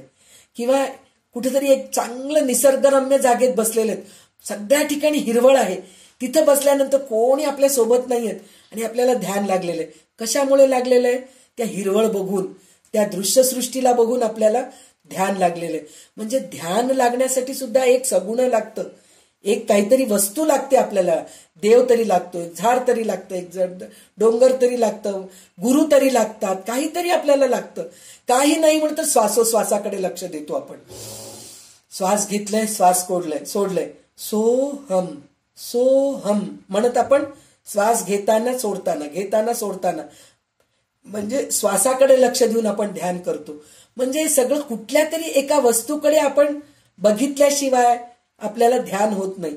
त्याचप्रमाणे सगुणोपासना केल्यानंतरच आपल्याला आपण निर्गुण होऊ शकतो. सगुणोपासना करत करत करत करत करत करत आपण निर्गुण होतो. म्हणजे आपल्याला कशाचीही गरज लागत नाही. आता आपण म्हणतो नाही हो, मला ते ना ओंकाराचं ते जसराज पंडित आहेत ना, त्यांचं कॅसेट लावून बसलंय ना की मला खूप छान ध्यान लागतं पा. किंवा रामदास स्वामींचं मारुती बुवा म्हणलेलं मनाचे श्लोक आहेत हो, ते लावलं की ध्यान लागतं हो मला. किंवा पंडित रविशंकरचं सतार वादन जर ऐकू लागले ना की मला मेडिटेशन लागतं. म्हणजे आपल्याला काहीतरी ऐकतं. पण एक वेळ अशी येते ह्याची कशाची गरज लागत नाही, बसल्या बसल्या ध्यान लागून जातं. तर ती परिस्थिती केव्हा येते, ती स्थिती केव्हा येते, तर पहिले हे सगळं करून मग ती स्थिती येते. तर त्याच्यासाठी म्हणून आपल्याला सगुण उपासना करायला पाहिजे. तेव्हा कुठं आपल्याला सार शोधन होतं, म्हणजे परब्रह्म दिसायला लागतात. त्याच्यानंतर मग आपण निर्गुण होतो. एरवी हे खरं वाटत नाही. अनुभवाच्या अभावी केवळ कल्पना केल्याने त्या अवस्थेत संदेह वाटतो. परंतु सद्गुरूंच्या मुखाने श्रवण केले तर सारे संशय समूळ नाहीसे होतात. म्हणजे हे सद्गुरूंच्या सहवासात राहून जर आपण ह्या सगळ्या गोष्टी शिकलो, उपासना करू लागलो, साधना करू लागलो, दासबोध ग्रंथाचा अभ्यास करू लागलो, तर आज आपल्याला कसं हो, रामदास स्वामी आपल्याला कसं हळूहळू हळूहळू हळू पायरी चढवत चढवत चढवत कुठपर्यंत घेऊन आलेत आपल्याला. आपला 6वा दशक चालू आहे. पहिल्या दशकामध्ये काय सांगितले आपल्याला, सगळ्यांचं तुम्ही स्तुती करा. स्तवन, सद्गुरु स्तवन, शारदा स्तवन, गणेश स्तवन, श्रोता स्तवन, वक्ता स्तवन, सगळ्यांची स्तुती करा म्हणून सांगितले. म्हणजे समोरच्यांचं सगळ्यांचं तुम्ही हे करा म्हणून सांगितले. नंतर आपल्याला मूर्खपणाची लक्षणं सांगितलेत, म्हणजे आपण किती मूर्ख आहेत हे सांगितलंय आपल्याला. त्याच्यानंतर सगुण परीक्षा, म्हणजे आपण कुठं आहोत हे सांगितलेत. म्हणजे सगुण आपली परीक्षा आपण करा म्हणून सांगितलेत. त्याच्यानंतर आपल्याला त्रिविध ताप सांगितलेले. आपण त्रिविध तापामध्ये म्हणजे जगामध्ये जे ताप आहेत, जे त्रास आहेत ते काय आहेत हे आपल्याला सांगितलेत. त्याच्यानंतर त्यांनी नवविधा भक्ती सांगितलेले. त्याच्यानंतर मग आपण बद्ध मुमुक्ष साधक सिद्ध कसं होतो हे सांगितलंय. त्याच्यानंतर आपल्याला देवशोधन सांगतायत. म्हणजे तुम्ही कसं हो, आपल्याला एक एक छोट्या मुलांना जसं LKG मधून फर्स्ट मध्ये येतो, फर्स्ट मधून सेकंड मध्ये जातो, सेकंड मधून थर्ड मध्ये जातो, हे सगळं करत करत करत आपण इंजिनियर होतो की नाही, डॉक्टर होतो, काही वकील होतो, असं होतो. त्याचप्रमाणे भगवंत आपल्याला हळूहळू हळूहळू हळू करत आपल्याला निर्गुण उपासना म्हणजे निर्गुण कसं होतो हे आपल्याला सांगितलेलं आहे. त्याच्यानंतर आपल्याला काय काय सांगणार आहेत हे आपल्याला पुढच्या हळूहळू हळू समासामध्ये आपल्याला कळत जाईल. आणि ह्याच्यासाठी म्हणून आपल्याला एकही क्लास न बुडवता, जर आपण क्लास बुडवलं, माणूस आहे आपण शेवटी, आणि त्यातल्या त्या स्त्रिया आहोत आपण, आणि वय झालेले आपले सगळ्यांचे, 50शी ओलांडलेली आहे आपले सगळ्यांची. असतील आपल्यापेक्षा थोडे लहान पोरी पण असतील, उषा जोशी वगैरे आहेत. मला कोणाच्या वयाचे मला काही संबंध घ्यायचं हे करायचं नाहीये, पण असतील 50च्या खालचे पण असतील काही लोक. पण ह्या सगळ्या ह्याच्यातून आपण हळूहळू बाहेर पडायचंय आणि आपल्याला शेवटी हेच करायचंय. या वय जसं जातं की नाही, तर आपल्याला ह्याच्यातून निघायचंय. पण त्याच्यामध्ये सुद्धा आपल्याला जिम्मेदारी असती. जिम्मेदारी असल्यानंतर थोड्या गोष्टी आपल्याला पार पाडावं लागतं, घर संसार सांभाळावं लागतं. त्याच्यासाठी एखादा क्लास आपला बुडतो. मग क्लास बुडलं तरी आपल्याला युट्यूबवरती आहे ते ऐकायला मिळतं. नाही युट्यूब ऐकायचं कंटाळा आलं, क्लास अटेंड करायचं कंटाळा आलं, संध्याताईचं बडबड ऐकणं, काय बडबड बडबड करतात बाबा म्हणून वाटत असेल तर क्लास पण अटेंड करायची गरज नाही. पण घरामध्ये दासबोध ग्रंथ ठेवा, त्याचा अर्थ वाचा. मीच सांगितलेलं ऐका म्हणून मी म्हणत नाहीये, अजून कोणीतरी चांगले मिळतील तुम्हाला सद्गुरू, चांगल्या आजूबाजूला कोणीतरी तुमच्या भाषेमध्ये कन्नडीमध्ये बोलणारे असतील, तेलुगूच्या लोकांना तेलुगूमध्ये सांगणारे असतील, त्यांच्याकडे जा, त्यांच्याकडून शिका, काहीतरी करा, पण शिका. कारण आपल्याला शेवटी मोक्ष प्राप्त करायचंय. मोक्ष आता मी मिळमिळीतच बोलतीये ह्या गोष्टीचं म्हणल्यासारखं. रामदास स्वामी एवढं मी समर्थ नाहीये, मिळमिळतच बोलणार. मोक्ष तर ह्या जन्मी मिळायचं तर चान्स फार कमी आहे, पण कमीत कमी चांगली गती तरी मिळेल आपल्याला. कुठल्या तरी योनीमध्ये जाणार नाहीत, किड्या मकोडीच्या योनीमध्ये जाणार नाहीत. चांगल्या गोष्टी आपण ऐकू लागलोत, चांगल्या गोष्टी वाचू लागलोत, चांगल्या गोष्टी सांगू लागलोत, तर आपल्याला चांगली गती प्राप्त होते. तर कमीत कमी एवढं करायला पाहिजे की आपण कुठंतरी जा, काहीतरी करा. हेच सद्गुरू संध्याताईकडेच जाते मी, ह्याच ऑनलाईन क्लासमध्ये जॉईन होते असं नाही. पुष्कळ ऑनलाईन क्लासेस आहेत, पुष्कळ संत सद्गुरू आहेत, पुष्कळ कितीतरी प्रवचनकार आहेत. त्यांचे प्रवचन ऐका, त्यांचं हे ऐका, ऐकून त्याप्रमाणे वागा, चांगलं व्हा. म्हणूनच त्यांनी सांगितलेलं आहे की सद्गुरूंच्या मुखाने श्रवण केले तर सारे संशय समूळ नाहीसे होतील. म्हणजे संशयच राहत नाही आपल्याला. हे केल्याने म्हणजे देवाची पूजा कशाला करायला पाहिजे, भजन कशाला करायला पाहिजे, पंचामृत अभिषेक कशाला करायला पाहिजे, नैवेद्य कशाला करायला पाहिजे, हे सगळ्या संशय आपल्याला राहत नाहीत. आपण करत जायचं. माझं काम मी करतो. जसं सूर्य कसा आहे, मी प्रकाश देतोय, माझं काम प्रकाश देणं आहे. त्याचं ते तुम्हाला फायदा होतं नुकसान होतं मला माहित नाही. त्याचप्रमाणे मी देवपूजा करतेय, नैवेद्य दाखवतेय, ते देव घेतो नाही घेत मला माहित नाही, पण माझं कर्तव्य मी करतेय. माझ्या मुलांना मी सांभाळताना, मूल जन्मल्यानंतर विचार केलात का हो त्यावेळेस तुम्ही बाळाला दूध पाजत असताना कधीतरी आज मी माझ्या बाळाला दूध पाजतीये, तो उद्या मला नक्की करेलच, असं कधीतरी तुमच्या मनात विचार आला असेल का? नाही. निर्मळ प्रेम होतं त्यावेळेस दूध पाजत असताना, बाळाला दूध पाजत असताना. माझं लेकरू दूध पिऊ दे हो, आज माझं लेकरू जेवलं नाही हो, वरण भात खाल्ला नाही, कमीत खाऊ दे, त्याच्यासाठी मी पोळी तरी करून देते, म्हणून पोळी करून. साधी पोळी खाल्ला नाही हो, जाऊ दे, काहीतरी तूप साखर लावून देते, दूध घालून देते, केळीचं शिकरण करून देते. ते नाही खाल्ला, रव्याचा शिरा, चांगलं तूप घालून शिरा करून, म्हणजे बाळाचं पोट भरण्याचं आपण बघत होतो. त्यावेळेस विचार केलो का आपण हे सगळं करत आहेत तर उद्याच्या दिवशी माझा मुलगा करणार आहे, माझी मुलगी करणार आहे, त्यावेळेस आपल्या मनात विचार येत नाही. त्याचप्रमाणे आता आपण देवाची सगुणोपासना अशा प्रकारे जर आपण करत गेलो तर ते आपण जर समज विचार करत आहे, आज मी देवाची पूजा करतेय, दुधाचा अभिषेक करतेय, मग मला देव काहीतरी देतील, मी आज देवाला नैवेद्य दाखवते, देवाला गणपतीला मोदक नैवेद्य दाखवलं ना तर गणपती प्रसन्न होतो. अरे गणपतीला मोदक गरज नाहीये, आपल्याला गरज आहे मोदक खायची. गणपतीचं नाव करून गणपती कधी खाल्ला का आपल्याकडचं गणपती?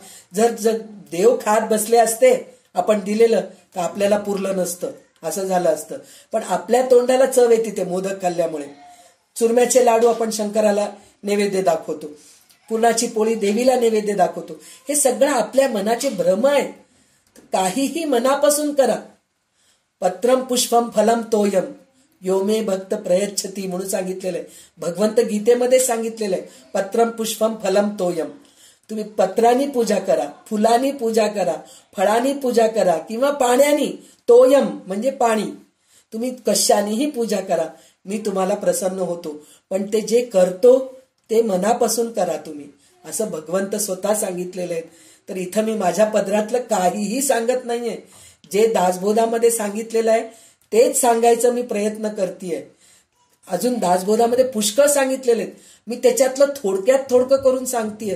जर खरोखरच जर पूर्ण सांगत सुटले ना तर आपलं आयुष्य पुरणार नाहीये, इतकं काही आहे त्याच्यामध्ये. पण त्यातलं त्यात थोडक्यात थोडकं मला जे समजलंय ते मी तुमच्यापर्यंत पोचवायचं मी प्रयत्न करते. ते सुद्धा रामदास स्वामींच्या आशीर्वादाने, त्यांच्या कृपेने हे होत आहे. आणि माझ्या सद्गुरू वाकनीस काकांच्या कृपेने मला जितकं काही शिकायला मिळालंय ते तुमच्यापर्यंत मी पोचवायचं मी प्रयत्न करीत आहे. तर आज आपण इथं 9वा समास समाप्त झालेला आहे.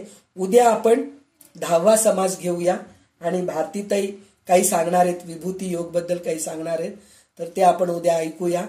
तर आज आपण इथेच थांबूया. जय जय रघुवीर समर्थ. आणि वैशालीताई आहेत का? गेले वैशालीताई? लेफ्ट झाले? आहे. कल्याण करी रामराया म्हणून आपण थांबूया.